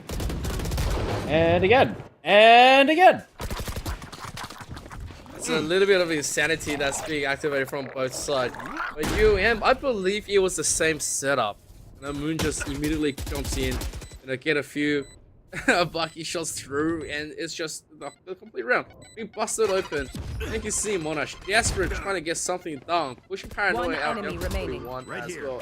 What's this going? But Iceman, they know exactly where he is. If you want to come out, it's just completely. It's a huge flawless. How is that round being played? I'm so shocked. Yeah, I mean, it's like I said, it's going back and forth, back and forth. A couple of patchy rounds here and there. Monash, I mean, with some consistency, these rounds won in blocks of 2 here. But again, full gun round to come on out. So yeah, Monash, cash reserves not where they once were. As a UOM, now it's kind of the opposite here. Nice win in the previous round here. Got to be bringing a full buy into this one, and so will Monash. So gonna be at it again. As Book and Wads trying to clash here live, just starting around the corner with a swing. And okay, what a peek! Huge punishment. Wads was pretty much a little bit too forward, and so UOM just immediately clinch out. Gotta clear this. That's very unfortunate as Joe takes a massive double. Didn't need to happen like this, but in the meantime, here comes a huge play. Spike also gets completely just decimated. And now they know. Bucky's pretty much here. He doesn't really get to do anything. All the ability is being thrown at the corner. And so Monash, they take one back immediately. Yep, it's just trade after trade after trade, it feels like. As Monash managed to claw back. Here, 5-4 now. Get full gun round online. UOM, final chance here. Should you lose this one, not going to be seeing a gun round in the next. So, UOM, got to lock in for this one here. 6-4, and then you lose the next one. 7-4. It's getting a little uncomfortable here. Oh yeah! Monster on the loose! Yeah, you can definitely think about it. So, here we go. Buck definitely want to get at least one, get a show for it, but nothing is going to be a pop here. We are going to have blood. There is so much control being brought in from UOM. As soon as they get go, they get all the abilities in as well. So Monash, they said, you know what, we're happy to be investing so many ults through. We are just going to be playing to it. It's going to be a Nightfall in reverse. Not going to deny anything, but Buck is gone. Yeah, just a straight shot. Going through the smoke as UOM. The Viper's Pit is absolutely dangerous. There's Wads, gotta try his best. Swing right on in, but it's gonna be Mini to try and save the day here, but with so much utility. GravNet caught on in. It's just a double swing to come in. And UOM. Oh, it's just back and forth. We're just round trading at this point. I guess I'll prefer this kind of a setup than a slower pace match. Don't get me wrong, I love it when things work together or when plans just completely succeed. But then, I do want to see abilities just fly out and all the guns and bullets blazing. So, thank you very much, Monash and UOM, for providing it. It's been very entertaining in the meantime. They do have guns on the side of Monash, though. It's not the greatest amount as well, and we have yet to see who's the better team of the two. Yep, only 2 more rounds left. As both teams are really eager to get things done here. Iceman to get first kill, trying to chain one with the paint shells here. Moon gonna trade right on back, but Death's gonna also trade right on back as well. So Monash in pole position here with a decent man advantage here. As UOM down a member, so this boys might be a little bit tricky to deal with. Book position revealed as Mini's just on the line trying to take him right on out, but Book with the jump up as Wads. Last player standing. Oh dear. Oh. Okay.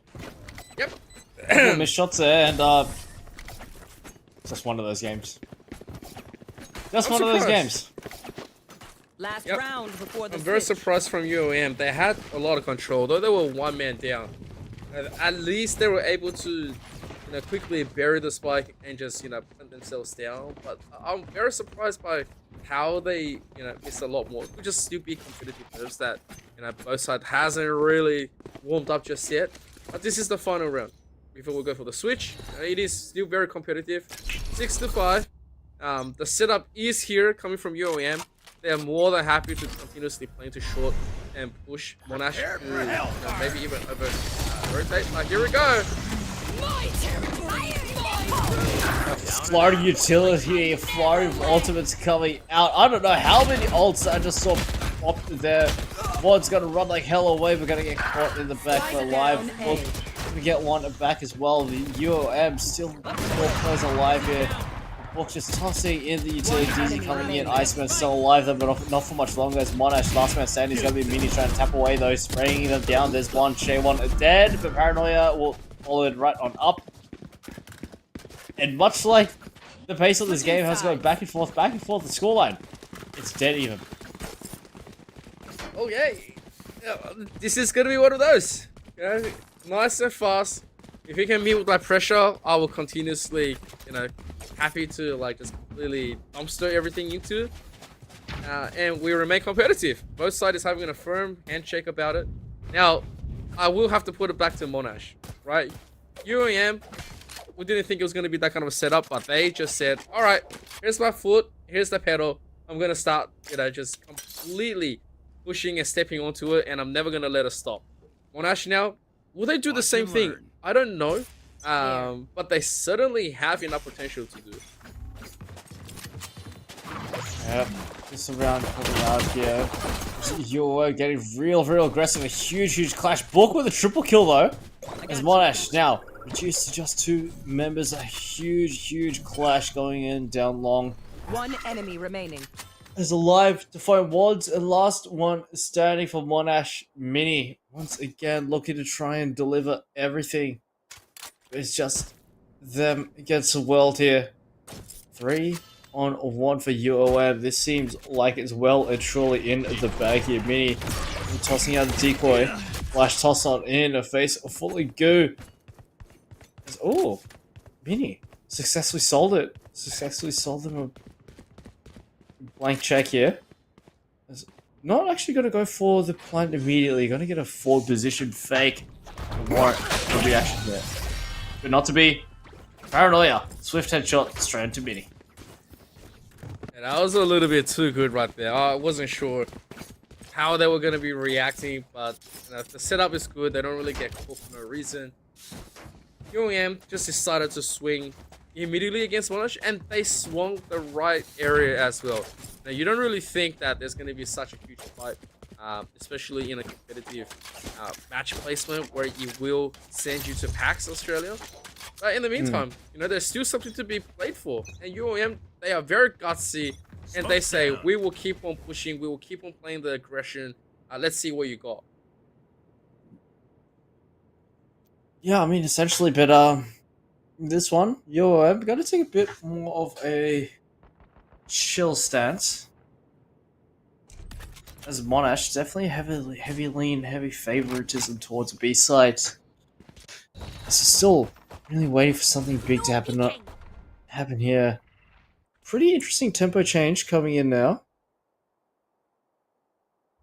As both teams just trying to navigate this round here.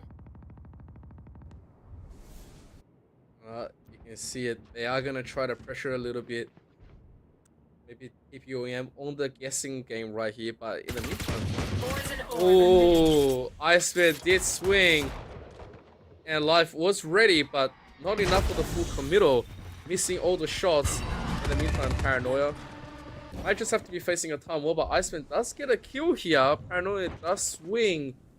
Nothing really that's going to be favoring him. 30 seconds left. Yeah, 30 seconds left. Someone has got to make a move. Paranoia with just 8 HP though, but with a very high power rifle has opportunity to make this one work. Gonna get forced back out of labs. Mini's gonna hop right on in, hop into an early death here. Double swing to come on in. Paranoia still alive and well. Gonna try and fight, linking up with his teammate though. Oh, right click coming in. Double right click for Jolt. As Monash charging their way through. And this looks like very much so a round for Monash with Jolt. Okay. Alright, six. cool. Thrifty. Yeah, you know what? Why not? A thrifty. Joel triple out, kill please. with just a Keep classic. fighting. And a Guardian at the end to finish it off. Why not? Yeah, you don't need anything. Just go with the classic. Alternate click works very well, you know. And then what better way to finish it off with a triple and the enemy's guarding you? Right, that's the best feeling. And when talking about the best feeling, now you do have Monash. They do have a little bit of a credit going. Then they can string a few more rounds. Hopefully they don't get thrifty in reverse because UM definitely. It's a broken economy, and when I say broken, it means that they're gonna try once again, try to poke out, play very aggressively for the information, and Buck goes down immediately. Yep, immediately goes down, shot straight in through the face here. Oh, you're back. All in through showers here as Paranoia going to be circling in from the rear. Nice, man. Getting a position up top. Classic, not going to do much this time round. Life goes down without much of a response. Is Paranoia actually sneaking from the back and no one's holding this? Headshot. Now they realize the jig is up. Paranoia gets 2. Now Trey 1. Not for much longer. Yeah, this is a little bit more towards what we are supposed to be expecting.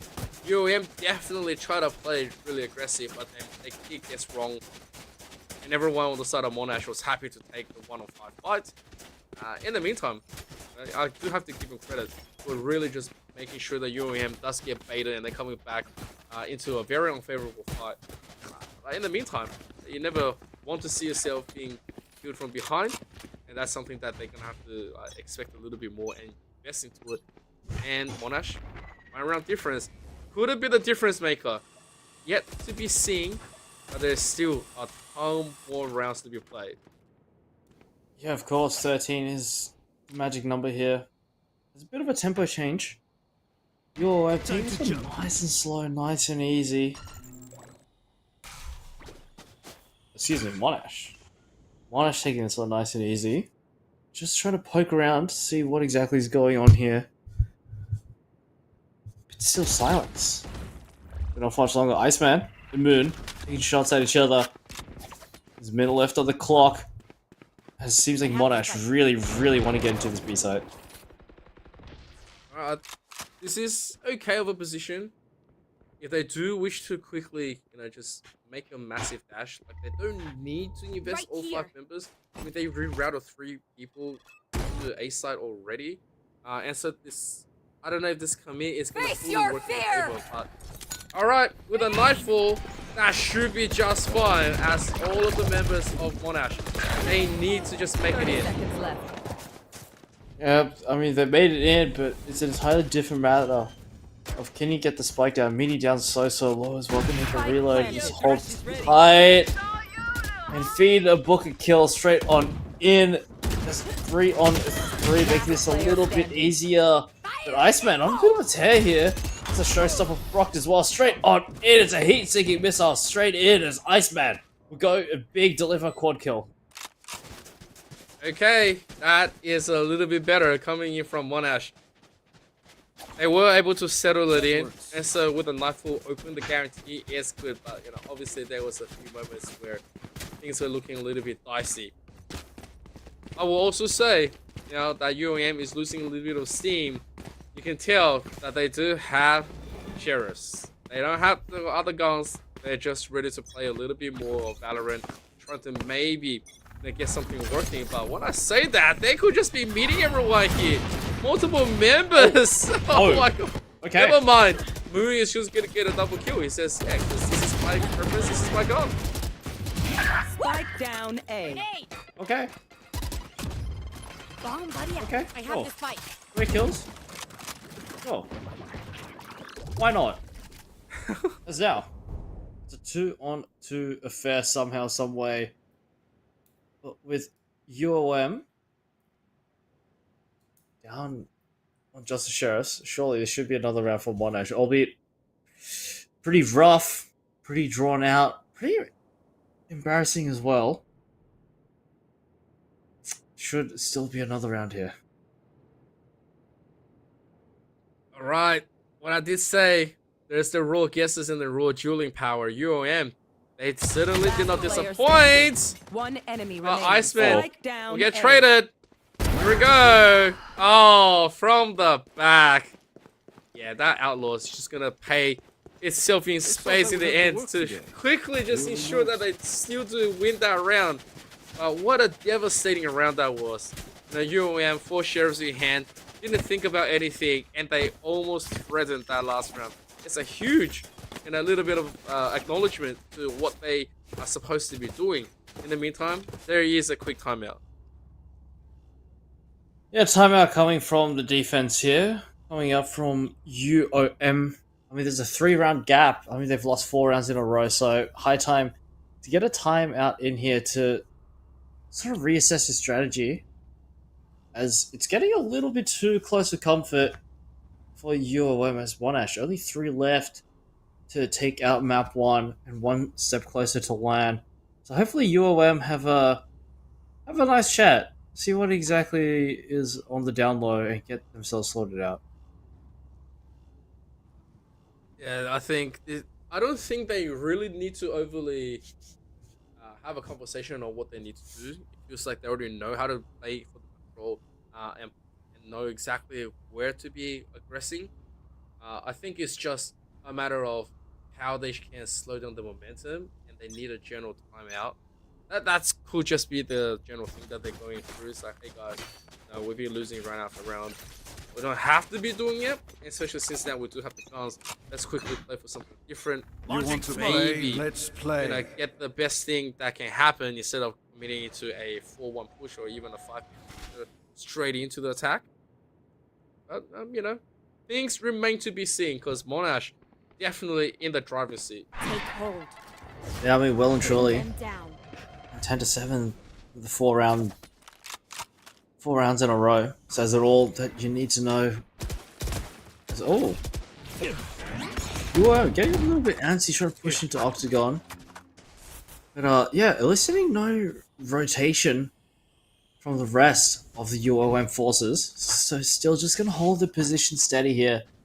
As I mean, just look at that map. I mean, you can see the B split coming into reality as plain as day here as Monash.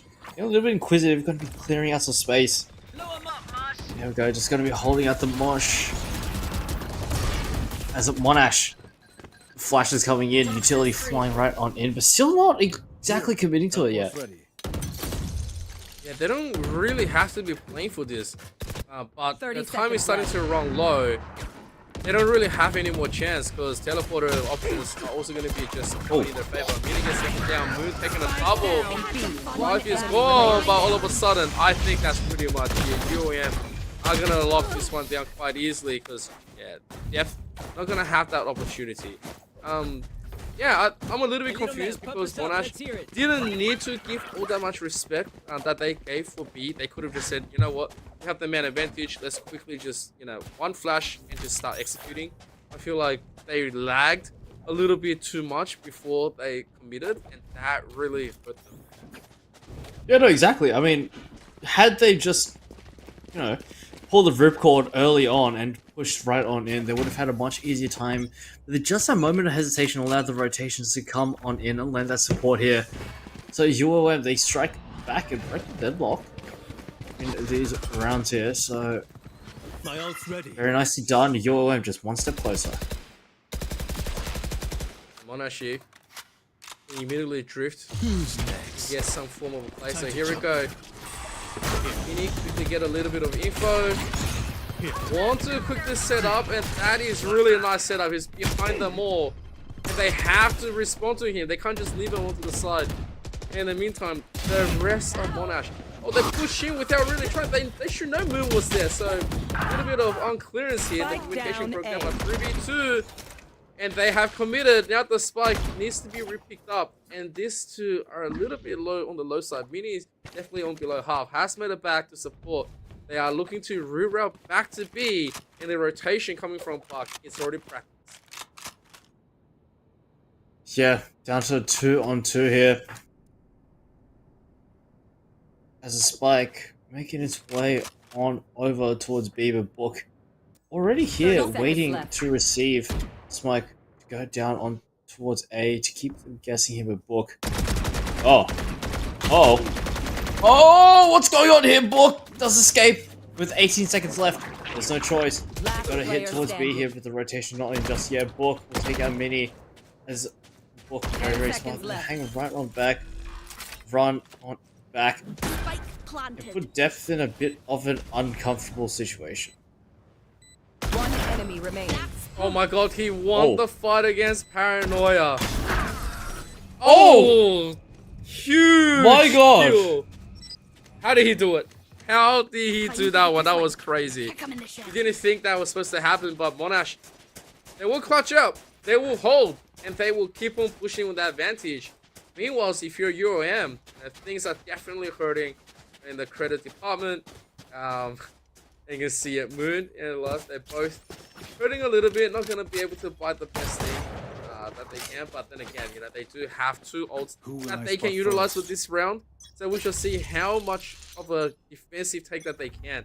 Because I don't know how much of their patience is going to be playing. Because Viper's Pit immediately being utilized. 11 to 8. UOM investing everything into this round. Monash on a pretty nice streak. Taking this one nice and slow again. Pace change, minute 16 left on the clock. Still plenty of time for something to go horribly right or horribly wrong here. As Monash, the forces now rearranged back over towards A. Trying to get a pick here. Oh, Moon trying to go for a shot with the Marshall. Not going to be finding anything yet though. It's a very unfortunate little bit of play. Knowing that the target is there is a little bit of slight nerve. So here comes just a little bit more. Oh my god, Paranoia gets blown up here, and a little bit more was taking that one. Here comes the showstopper as well. Just there to threat an Iceman trying to completely make this one fully open, but it's not even about him. It's all about the rest of the team that has really secured themselves, getting the plant down. Now, like trying to get back in and completely get taken out. The chances completely being shot away. Up to Chaewon in heaven. Chances definitely low. Yeah, can't say that Chaewon has the best of chances here, not especially with the 1v5. There's one back. Vijot's got to hop right on down. Secure the trade right on in. Match point. So Monash, very, very nice. 12 to 8 on map point here.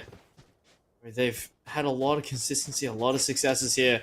They just need one more to send UOM out of bind.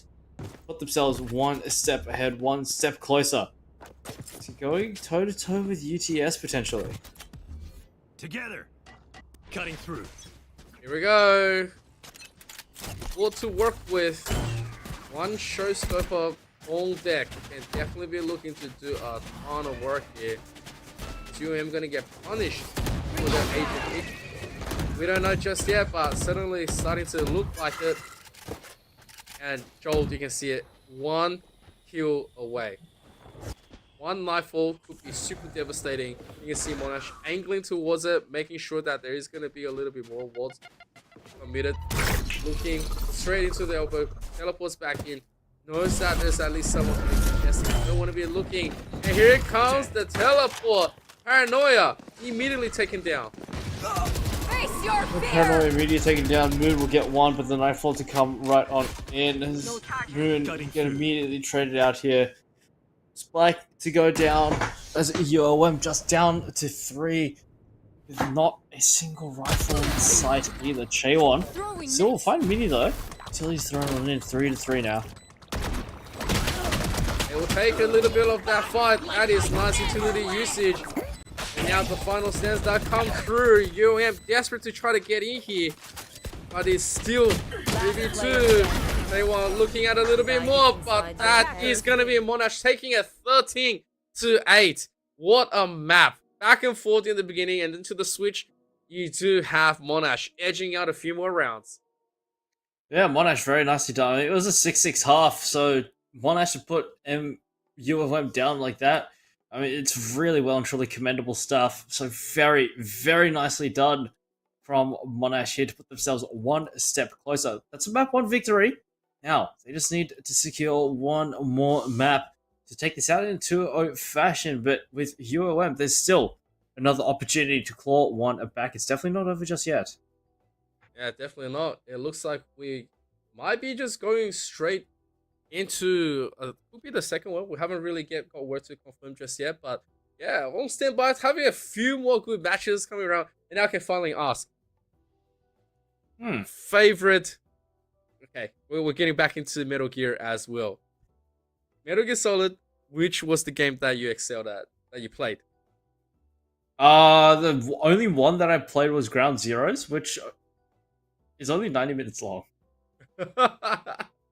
Dude, I need to get you started on Metal Gear. Oh, such a history. But I'm also looking to perhaps, waiting for the Sony remaster for number 4 Guns of the Patriot. But in the meantime, we do have map number 1 completed. We do? And yeah, it's pretty good. It's a pretty good time. Yeah, I mean, Bind, was a very, very interesting welcome here. We've seen it twice thus far. But yeah, that was the last time we'd seen it, as we now do go into Sunset here. That is UOM's map pick as well. So could it be Sunset for UOM? Could it be lights out for them? Or will it be Sunrise, as they'll rise to see another day in map number 3? A lot of questions, but not too many answers just yet, though. Yeah, I actually can't really pick it just yet. Both sides was playing very aggressive. I will say, I gotta give it to UOM. They were just a little bit extra aggressive coming in onto the defense. But I will say their attack was definitely spectacular. Plenty of times where I thought, there's no way they're gonna thrifty this. There's no way they can actually find a place to attack. No, they proved me wrong. They were just like, yep, no, let me show you how it's gonna be. But yeah, it looks like we're gonna go straight into Sunset, and that's gonna be a damn good time. Yep, we are not going to skip a beat. We're going to go right on into map 2. Sunset here. Monash. Iceman locking in the raise once again. UOM. Thinking of something a little bit similar here. Yoru being hovered on both sides. Jolt once again going back on the fade, as Life going to be opting for the breach. Interesting decisions here in terms of the area denial, in terms of that area clearing utility coming out. Some couple of different ethoses going into this one here. Yoru locked in as well from One Ash. And likewise on UOM, Yoru brought into the mix here. Yeah, I was thinking, if you do opt for bridge into Vice, I mean, it is compatible here and there, but it does require a little bit more of a play. Where they are a lot more sticking together. Meanwhile, Paranoia is hovering to the Cypher, and that is a much better play. I feel like when it comes down to the team position. In the meantime, what I did see was there was a slight hover. If we did get a hover, I will be happy. I will be okay with it. That is not something that we can expect, but then no one expected that we were going to get a Gecko Viper in the first round, right? Like the opposite side could just have the same kind of effect where they say, well, you bring something spicy, now catch this. Yeah, honestly didn't expect to see the Gecko come out, but I mean, it was pretty interesting to see. And this map should also be equally interesting to see here. This could very well be the final stand for UOM here. Or this could be the resurgence of UOM. It all comes down to this map here. Can Monash take out the 2-0 and send it home? Or will UOM rise to the occasion and take this to a map 3? I actually can't really pick it. Obviously, Monash has the obvious difference. They do have the more, more traditional setup right now. I will have to say, not traditional, the current meta setup where they, do have a nice balance, where they can look to push quite well. On the side of UOM, it's more about that control, more about that setup. Multiple members can really opt to do a ton more of damage as well at the same time. So there's definitely that burst potential that we're looking at. But in the meantime, here comes UOM, and they need to put in that kind of defense against Monash as Bolt opens the first kill as he gets traded. John goes big. UOM will be suffering at the hands of Monash's unrelenting pistol. But Moon, gotta get one back with the paint shells. Def just One trying to enemy jump remaining. around the corner as Alive Spike planted. take it out. Moon with one. Moon with oh, thinking oh, that was close. That was close, but it's gonna be Monash to win out the pistol round in spectacular fashion. Yeah, that part, that was almost once again going to Moon. And it just pops up and goes, haha! Let me get a few of those kills and show you how it's done. But it was a rifle denial. Here comes the guns, a few bulldogs. Yep, we'll come out for them. I will say, you know, when you have the ability to buy bulldogs, would you opt to go to Stinger Spectres? That's always going to be something that consider, but you know, a lot of times it's personal preference depending on what agent and situation. Although that early duel here is spectacular on the side of Monash. Absolutely spectacular indeed as Iceman goes hopping right on in. A pretty high position here. It's a bomb buddy tossed Last on player in. standing. And shots coming in back and forth as UOM being absolutely macerated here. Paranoia lost one standing. 1v4 with a sheriff in hand. We've seen it happen before. It doesn't mean it will happen again this time round. Oh. That's position revealed. Paranoia on the hunt. There's one. Could have been a second, but Mini with Spectre gonna make sure that Monash safely secure round number 2. Look, it's good awareness. Both sides should not be falling to the normal shenanigans that we're supposed to not be seeing tonight. But, you know, I have to take my words back. Tonight, we have just seen all the shenanigans being thrown. Different kind of wall picks, different kind of attacks and defenses, and things, you know, sack of potatoes being thrown all across the board, right? Has enabled us to be where we are. And in the meantime, Monash, this is their bonus against the full buy from UOM. They take this one. It is a huge swing of credits.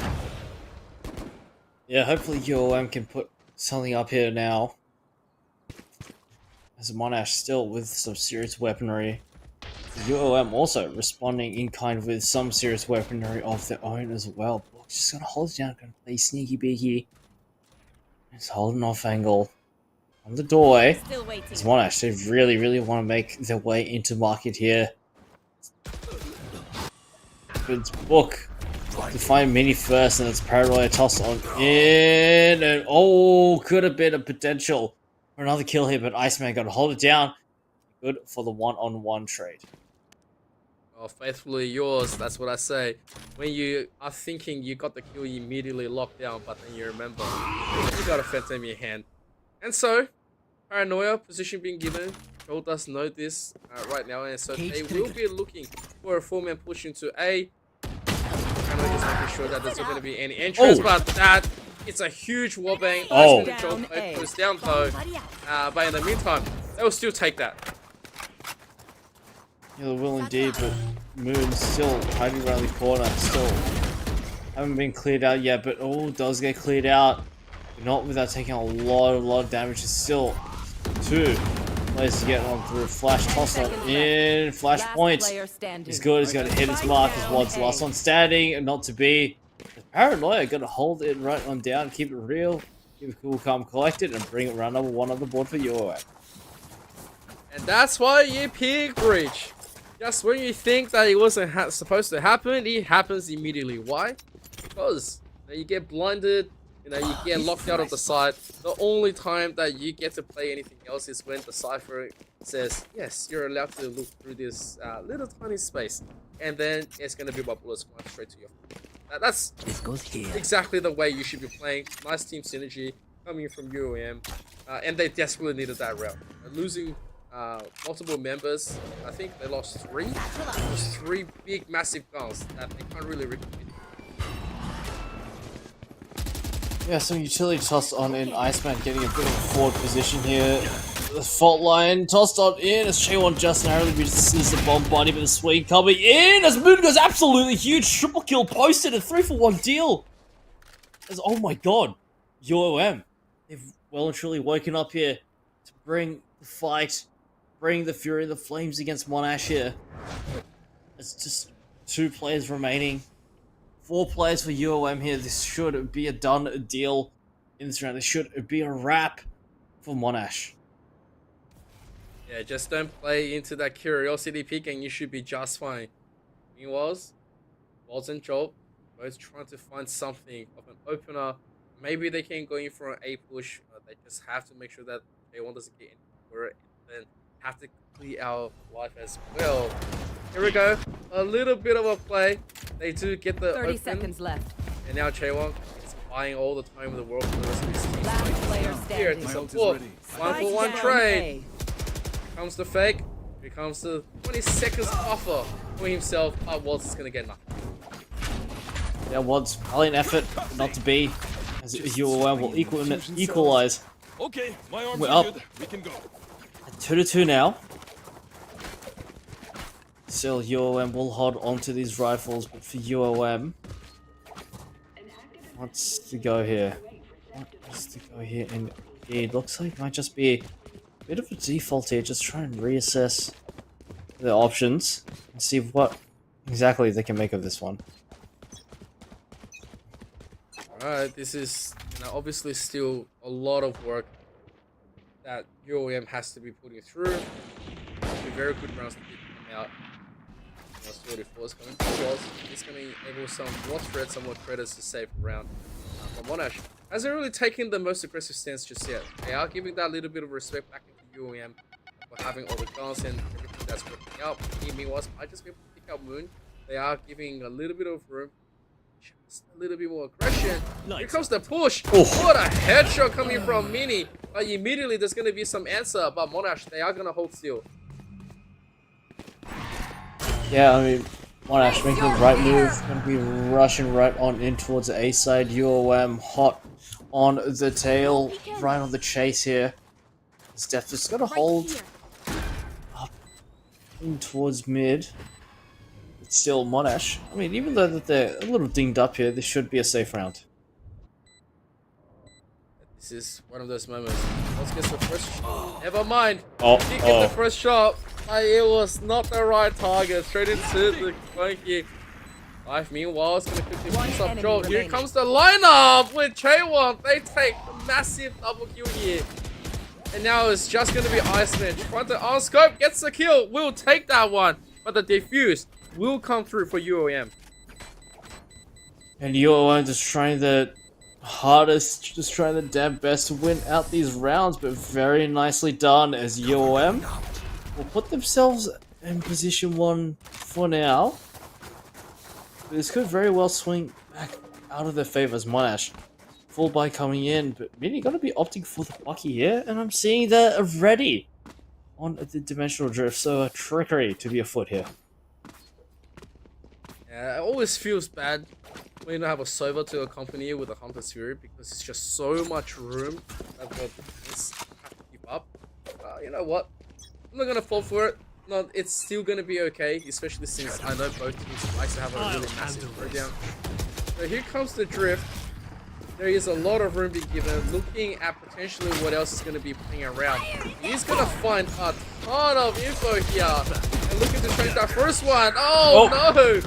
Wait a second. Let's get the kills. There's going to be 3 for the 1. And Monash, they will take it. Yeah, Monash is a beautiful entry with a huge flurry of kills going on live. Got to hit the deck as well, depth. Trying to figure it out, but live actually to find Jolt with the Aftershock. So, last one standing. It's going to be in position revealed as well. 45 HP. Just go to respect. Monash, go for the savior. And nothing wrong about saving your gun right now and not delivering a little bit more ult to the opposing side, especially they only invested 1 drift. I mean, I know there was, I think there was also a showstopper that was also being utilized from Monash.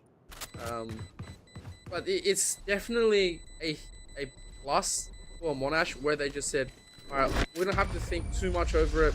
Let's quickly invest into the one and see what else we can go into get. Although depth dying there is not what you wanted.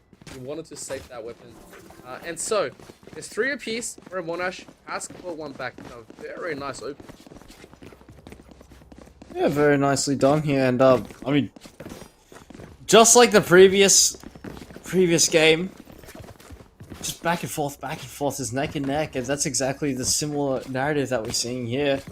6 rounds have come and gone. It's an even split once again, straight down the middle, 3 apiece here. He's got to be able to break the block first. Wait and see. Yeah, let's get a nice little bit of advantage. Gotta be careful here as Paranoia, not even in the greatest of positions, but Iceman finds a kill into the live. Now they can't force the issue with Paranoia. He is completely locked down into mid. So he knows that he can't really be forcing, but he still gets a kill into the walls. Here comes Nero's Death. It's just gonna be a complete spray coming from Death. And he says, you know what? It doesn't matter that you know where I am. I just have to push you, and that's gonna be just okay. Meanwhile, enemy remaining. King, he nice the plant. That is huge. Yeah, you gotta cover the planter. Not to be here. 50 seconds left on the clock. Trying to figure out how exactly we can best manage this. And oh, could this be the opportunity that Iceman was looking for? Not to be, as UOM secure that round. What if wait? I don't know if anyone else caught it, but in the beginning, Moon, you know, massive painter shells that just completely bounced straight up from the air, looking from Death above. It was really spectacular to see it return to form in this current meta as well. And of course, now when you look at it, there's 3 ults on the side of UOM opposing to the one Monash. It means that UOM right now, you know, definitely should be holding strong. Any of the side that decide to really push in, you can just invest, especially since Bridge with the rolling conduct can be looking to just knock everyone out into that situation, and it's going to be really uncomfortable. Meanwhile, Monash, not sure what's going to be on their mind right now. It's going to be a round of pistols that Eco definitely not going to be working towards the favor. If they do find a duel into the mid, that's probably the best thing that they can hope for. Moon, I'm gonna get a piece of the action. Oh, okay, no mind. Dropping a Thought Moon was gonna get a little piece of the action, but no headshot straight in. Oh, depth! Oh my god, okay. Nice series of kills coming in. Paranoia just hiding around the corner. They've got to look to tussle the depth with the salvage phantom. Here's the spirit just watching over UOM, looking to strike the boogeyman under the bed. And this round has gone entirely pear-shaped for UOM, down to a 2-1-4 now. Gotta walk through a smoke. This is not an ideal situation at all whatsoever. And the self-blind to come on in for J1, as just like that, Monash somehow win a very, very unlikely round. That wasn't supposed to happen. That was definitely not supposed to happen. Imagine you had the ult up, you have the gun up, and then I did say, right, if you give them the duel in the mid, that's pretty much exactly the best thing that Monash can hope for. But Depth said, hold on to your thought. I have a little bit more to be offering, and it's just a full round for them. Monash, in an unbelievable aggression. It's gonna get so much donation. The credits are gonna roll up as well, and they sneak one from UOM. That's a tough one to be chewing down on. Oh, dearie me, Monash, when it looks all but defeated. Somehow they're still winning out. 4-4 now. Full gun round for both teams. 4 rounds are left up for grabs. This is a perfect opportunity for either team to try and break through this deadlock here. Alright, here we go. A little bit more of an action being offered. UOM, remember, no ults was used last round. They didn't expect anything, so they still have it on deck. Anytime Monash gets a little bit over aggressive, they can do it. So there is going to be a little bit more of a mid take. They know they have the ability to reinforce. So here we go, pushing into market. They are looking to get this one. Buck has to TP away. Like there's nothing that he can do in regards to this. And Iceman's going to pay the price for such an overly aggression. Same as Mini.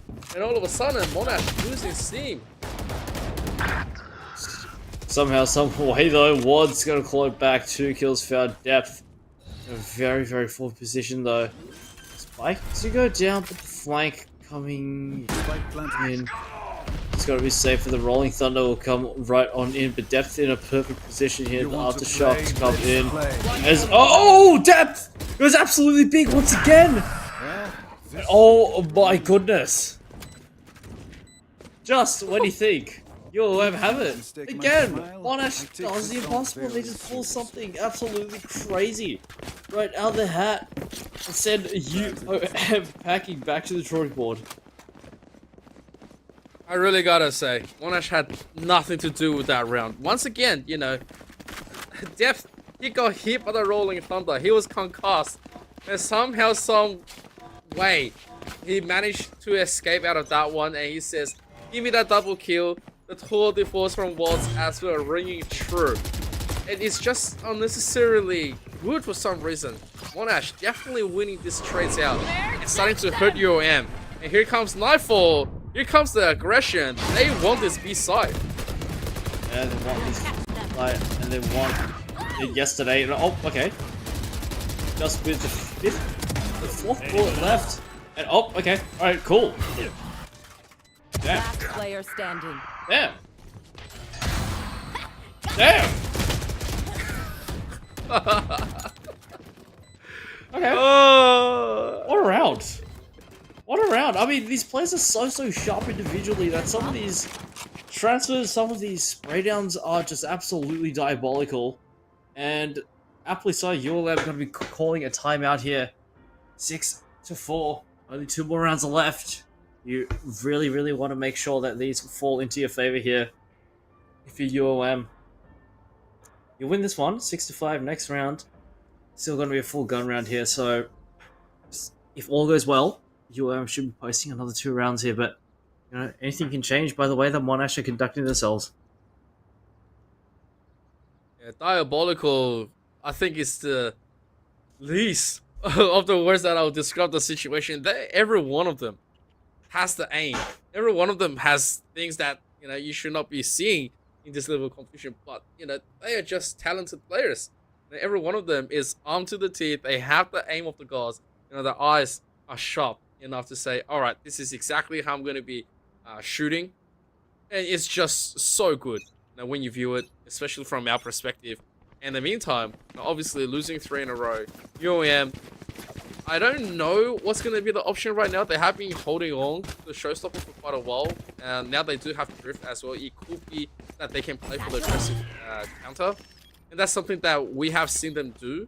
But in the meantime, if you do give yourself away a little bit too quick, it also means that Monash just says, well, thank you very much, we know exactly where you are, and we're just going to quickly rotate. It's such a hard guessing game for them to activate. Yeah, it really is. As UOM, they're not given the luxury to try and get this one back in. Shaewon to find the first kill. Mini got his toss. A flash right on in. Still tussling me alive though. A crash toss on in. Flashpoint to come right on out, but Mini still able to best him, but Book. Last one standing. Position still revealed as UOM once again shut out of another round here. It's a full gun round invested into this one. As Death just still locked in on the angle and with a spray down through the wall. Don't even need to see them to kill them. 7-4. Last round in the half. That reminds me of how everyone used to practice. You know, when you start shooting a spray, you go from high to low. It's been one of the more classic ones. You know, everyone who uses Vandal, they always go for it. But in the meantime, it's a 7-4. The advantage is starting to edge out onto Monash. It's starting to favor them. And there is still, you know, lots of threat. Look at the operator being picked up on wards. This man has just been offering utility after utility. But the main one that has really offered everything else is probably going to be Death. This man has just been saying, well, I'm pretty sharp. I'm pretty good at this game. My timing is also great. No one's challenging him anymore. So there's no pressure as well. Chaewon will take that one in the dark. Oh! Okay. Wow, good timing as well. A second later, and that dimensional drift would have been ripped. But yeah, Monash gotta be careful. Gotta make sure that the dimensional drift has been ripped prior. But from the shadows brings Book in a pretty forward position here on A. Monash don't know this just yet. They're just really kind of concerned, scared even. The whereabouts of UOM right now, Spike to make his way right on in. Find you. Very defensive ult as well, just trying to survive here, but will take another one. It's another one in the Ducky. It'll take WhatsOCE in the outtrade of Iceman as well. Well, obviously, this is going to be UOM. I'm pretty sure they're going to be just fine. Yeah, Def doesn't really have anything to do with that last one. And so we're going to have a 7-5 switch. You know, it's still a very close map between the two. So you can't really be picking out who's going to be edging out the victory, because as soon as the pistol is done, you know, if UOM catches up on that side, we're pretty much looking at a 7-7. Yeah, Monash, this is a must-win pistol round to continue to drive this wedge in between you two. As, yeah, I mean, this is a perfect opportunity for Monash to extend this lead and make sure that they have everything prepped to take out this 2-0 potentially. But for UOM, I mean, it's a must-win pistol round to try and get back into this. As, yeah, I mean, these pistol rounds have today been really, really close, so anything could really, really happen here. Absolutely in agreement. And so, you know, the worst thing that can happen right now is that Monash just come out of the gate and that they're going to be successful here. That is the worst thing that can happen. But as we say that, 2 for the price of 1, going to the side of Monash, they know where the spike is as well, and they do want to keep on pressing. But they're not taking out Def, and they are being out-traded 4-1 here.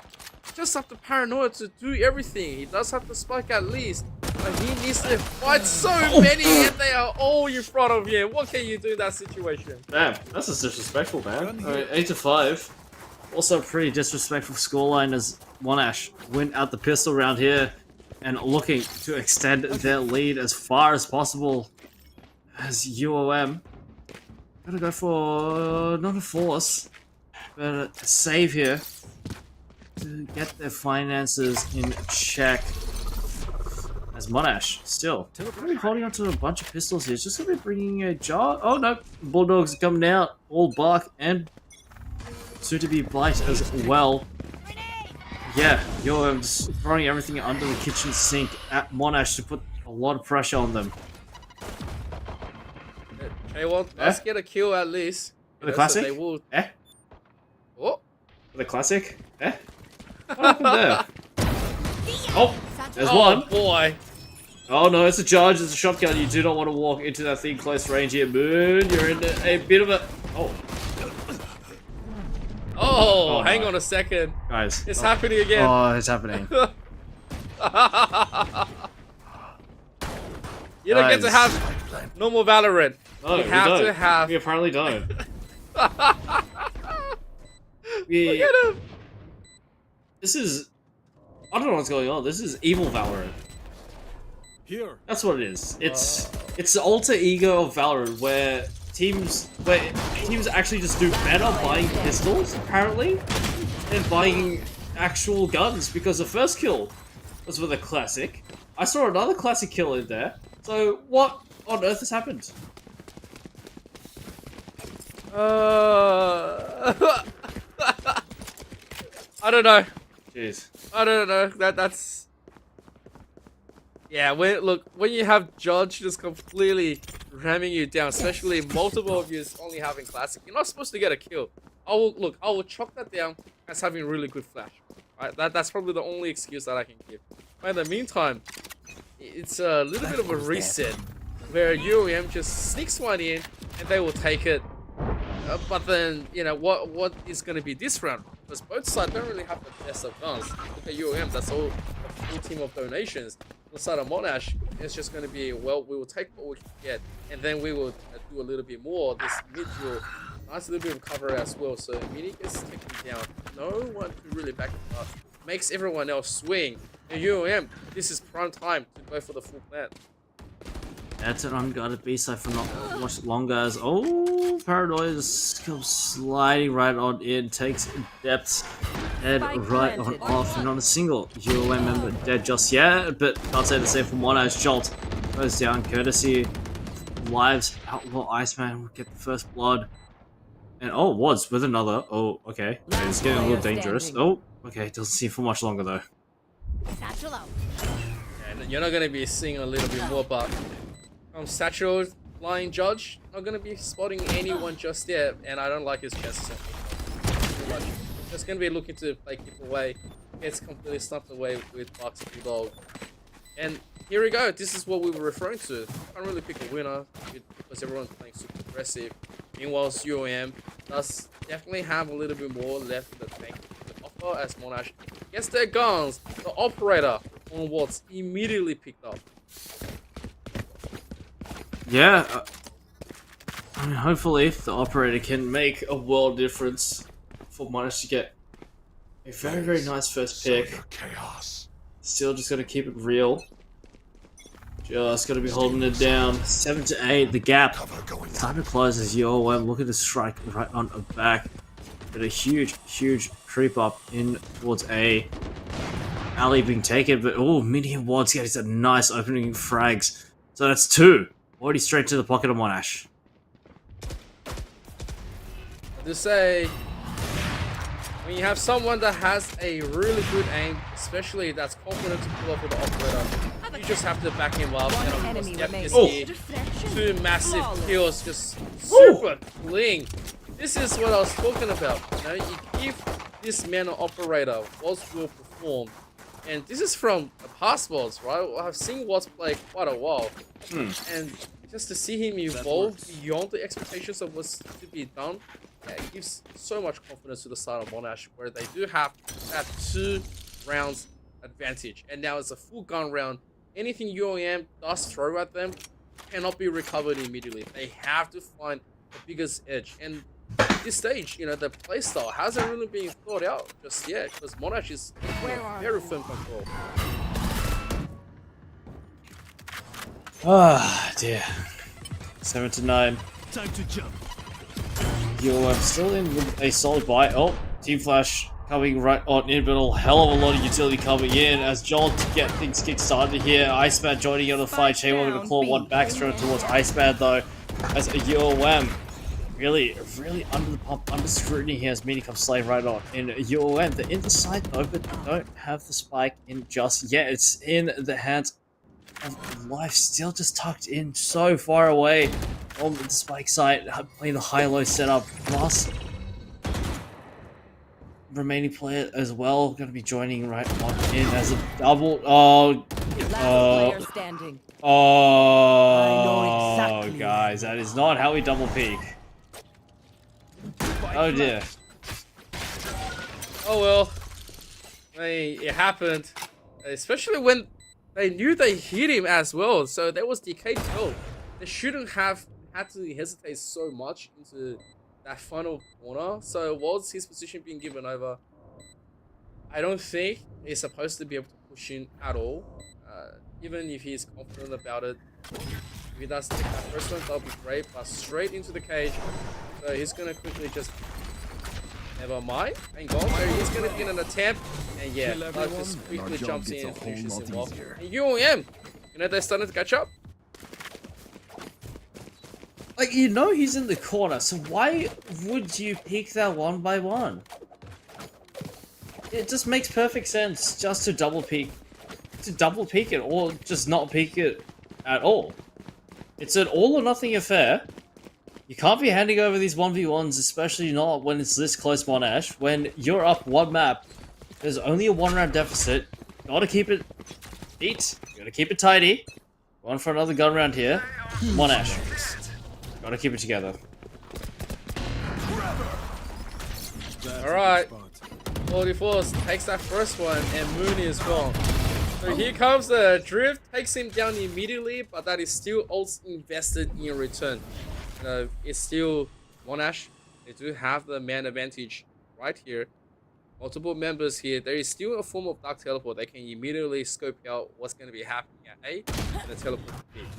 But not like that, because Iceman gets picked by Paranoia means that they can just 3-man stack onto A and UOM. Like, this is a huge little bit of a play that they're going. Never mind. It's sort of a bit of a jinx. A Buck will take a kill back. Watch them run. Very nice. as From the Shadows down on towards B. The spike to go down as Monash now playing retake here. Book needs to try and find and isolate these 1v1s, but Monash need to stick together. They need to play this one together. Should they hand over these 1v1s? It's as easy as pie. It's as easy as connecting these dots together.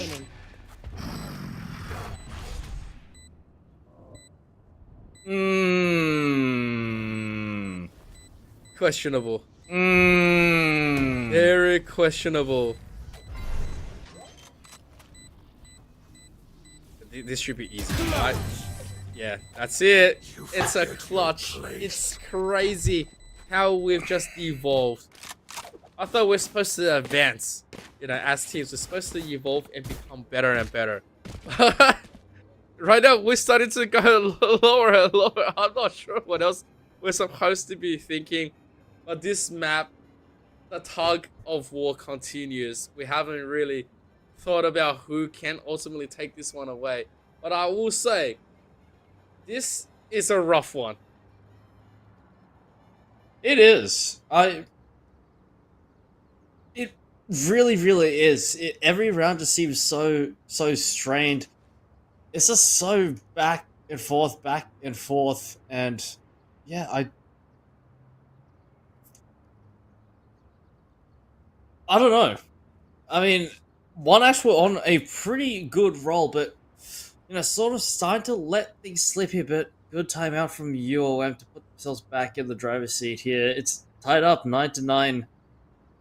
As yeah, this was a 7-5 half. As Monash did also win out the pistol round, so a pretty decent gap 3 rounds, which UOM have made up for now. So pretty close game now.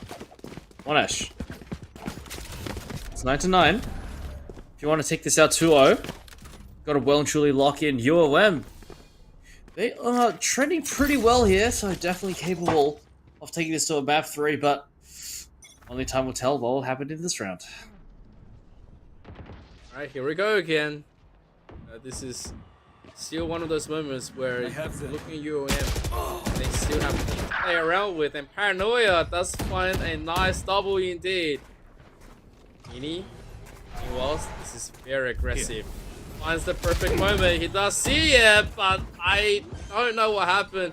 It was just a quick pop up, the full reflex. This is a spike.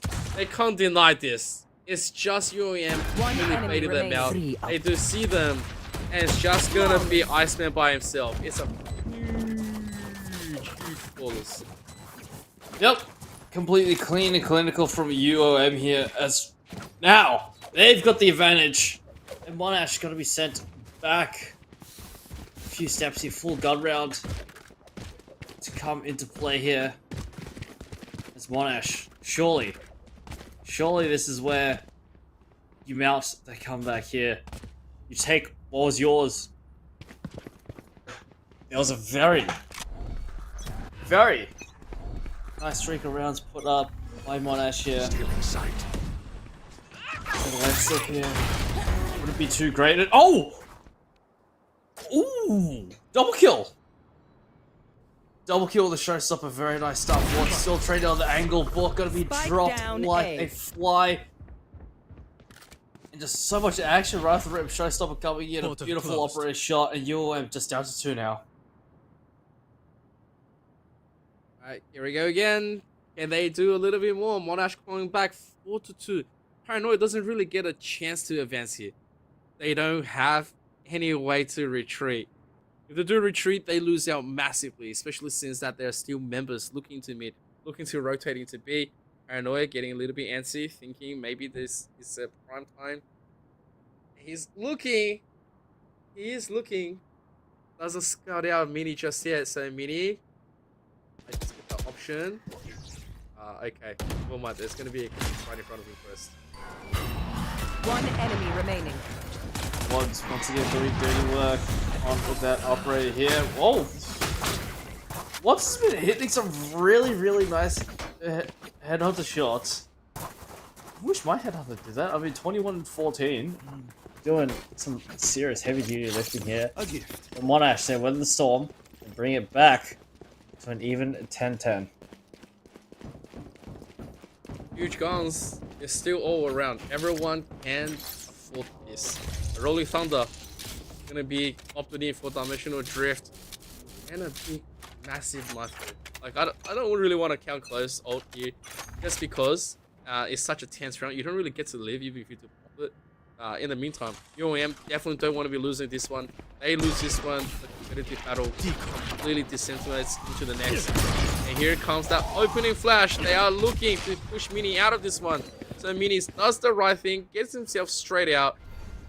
And there is an opportunity if UOM can look to keep on battling to this mid. They do have control. It's a nice little bit of area where they can effectively split Monash apart. And so let's see if this open kill is going to be working out for them.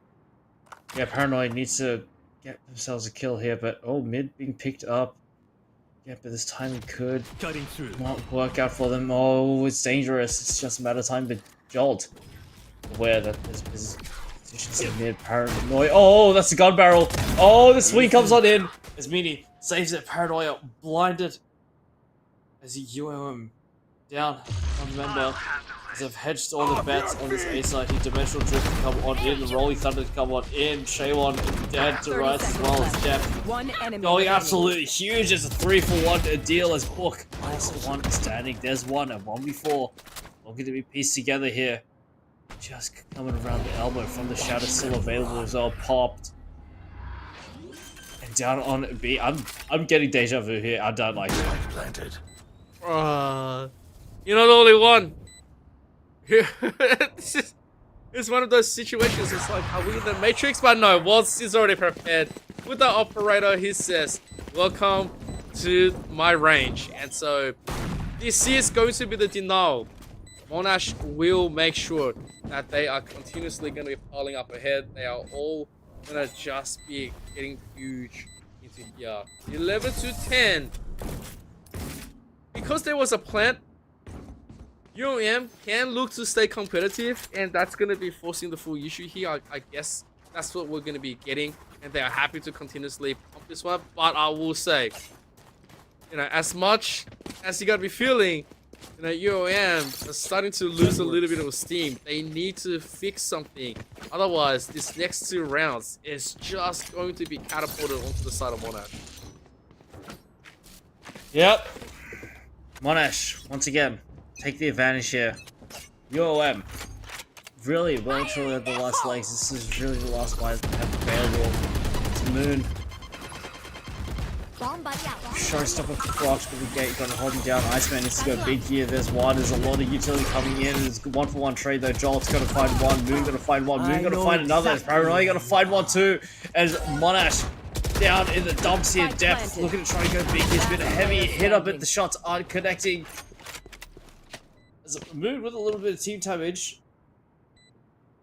Can't walk into your own team specials like that. But Wad's left in a 1-on-3 smoke dropped on in as well with an operator as well. Definitely not the ideal weapon to try and get this done.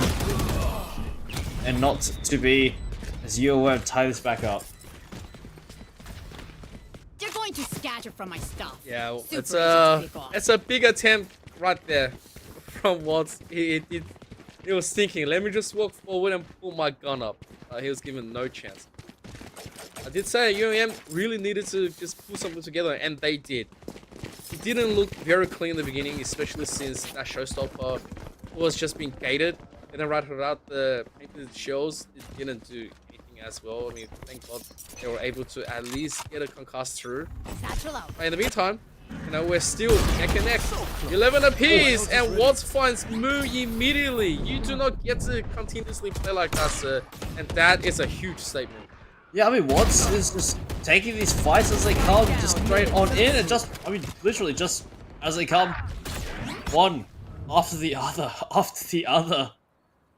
As his level of aggression that Monash have brought in. Oh, Shaywon, nice kill straight towards Mini, but with a lot of damage taken. Paranoia likewise as well, being up pretty hard, but Watts gets a little bit too antsy as they still have control of the spike.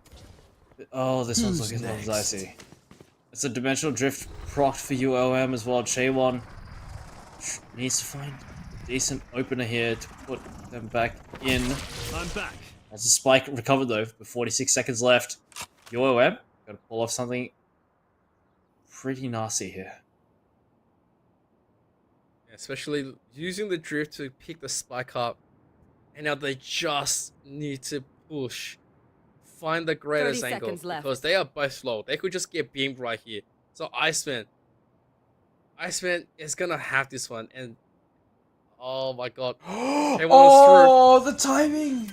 Oh, they know at least. Oh, that's a paint shells. That's big. J1. Oh, but TP's right around with 14 seconds left though. One enemy Iceman trying to remaining. hold him down, and Iceman will do it. Hey, who's got this? Oh, very nice of the paint shells. Gonna force UOM Matt. out of Oh my God. position here as Monash at the doorstep of victory here. UOM. That's a good Money not looking too good either for UOM. No full guns on everyone. 3 rifles brought on in. That's 4. UOM. This is make or break here. If you win this one, OT and another shot at victory, another shot at map 3 for Monash. A perfect opportunity presented right here on a silver platter here. More than able to take this to a 2-0 victory here. It all comes down to this. Absolutely. Looking at Moon to try to open this one up. Did see Moon do a ton of good work.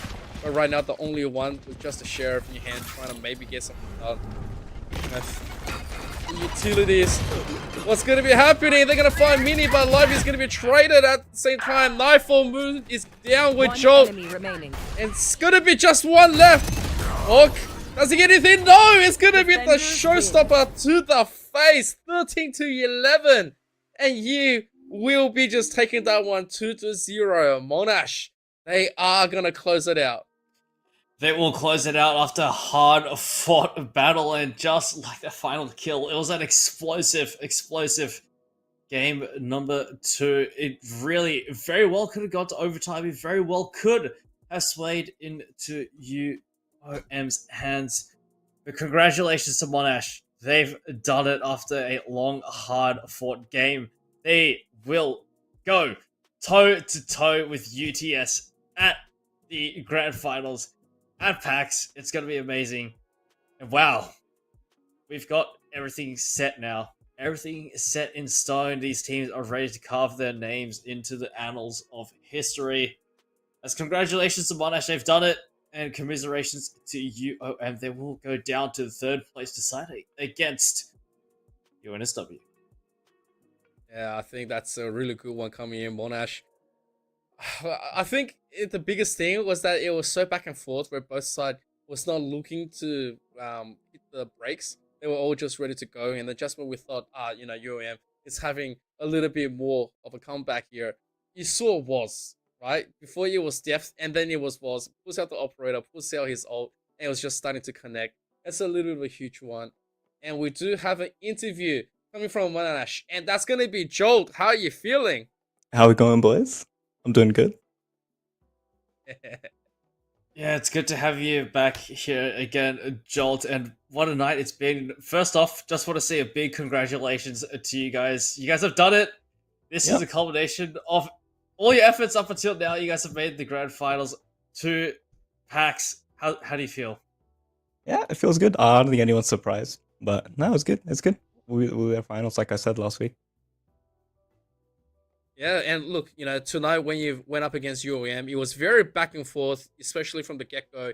They were 6-6 in the situations all the way to the camera. How do you think you guys just decided to say, all right, we're going to pull ahead? Like, what made that happen? I mean, Bind, we were a lot more confident on the attack side anyway, so we're pretty happy to go 6-6 on defense. We had quite a good few ideas to do on attack. Sunset, we've never played before, so we were kind of just winging it.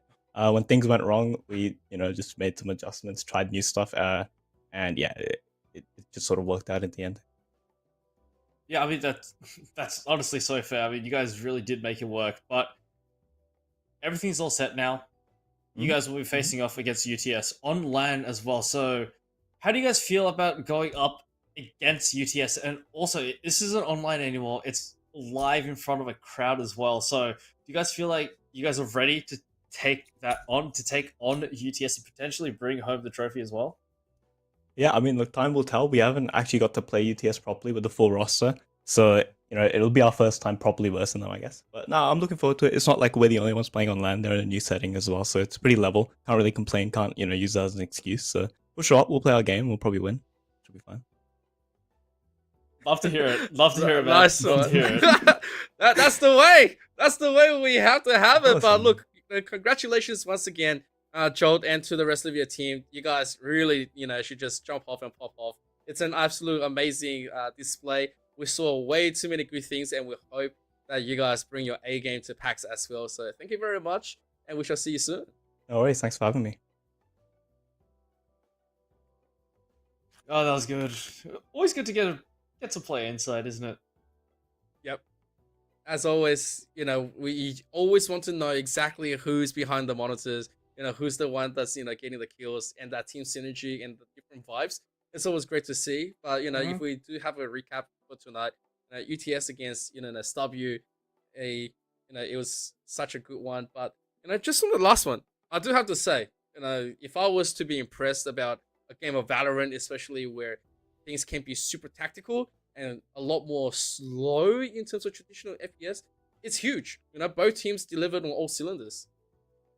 Yeah, I mean, they well and truly did, but just gotta go back in time a little bit and see this journey that has been undertaken here today. The first semi-final, the Battle of the City Unis, UTS versus UNSW, a blockbuster 3-mapper will definitely have gone over to UTS. And of course, the final Battle of the Melbourne Unis, 2-0, very, very slim margins though. Very well could have been a 3-mapper, but Monash will do it in 2, and they will face off against UTS at PAX Australia. It will be amazing. And of course, the third place match as well, UNSW versus UOM. Next week, it's going to be also equally amazing. But yeah, really can't wait for the grand final. Yeah, and that's just the way it's going to be, completely being played out. I'm very happy with how we went. Tonight was a definite banger. But before we do anything else, we do have to give a massive shout out to our sponsors. The first one being AGON by AOC, the #1 gaming monitor brand in the world. AGON by AOC provide best-in-class monitor solutions for gaming and all other needs. And of course, HyperX and Officeworks. Power your game with the latest HyperX gear at Officeworks. When you need speed, control, and zero distractions, Officeworks has got the tech. Discover gaming gear made to handle serious play. And of course, Indomie, the noodle partner made with high-quality flour and selected ingredients and spices. A plate of Indomie mee goreng will certainly brighten up your day. Try any one of the flavors available today from your local grocer or at indomie.com.au. And that's pretty much it. I hope, you guys all enjoyed it, to have through this whole broadcast. We hope you also come and follow us at AU Esports League across all of our social medias, and hope to see you all very soon. This is MCK with OniPotence signing off for tonight, and you have a really lovely one. Peace.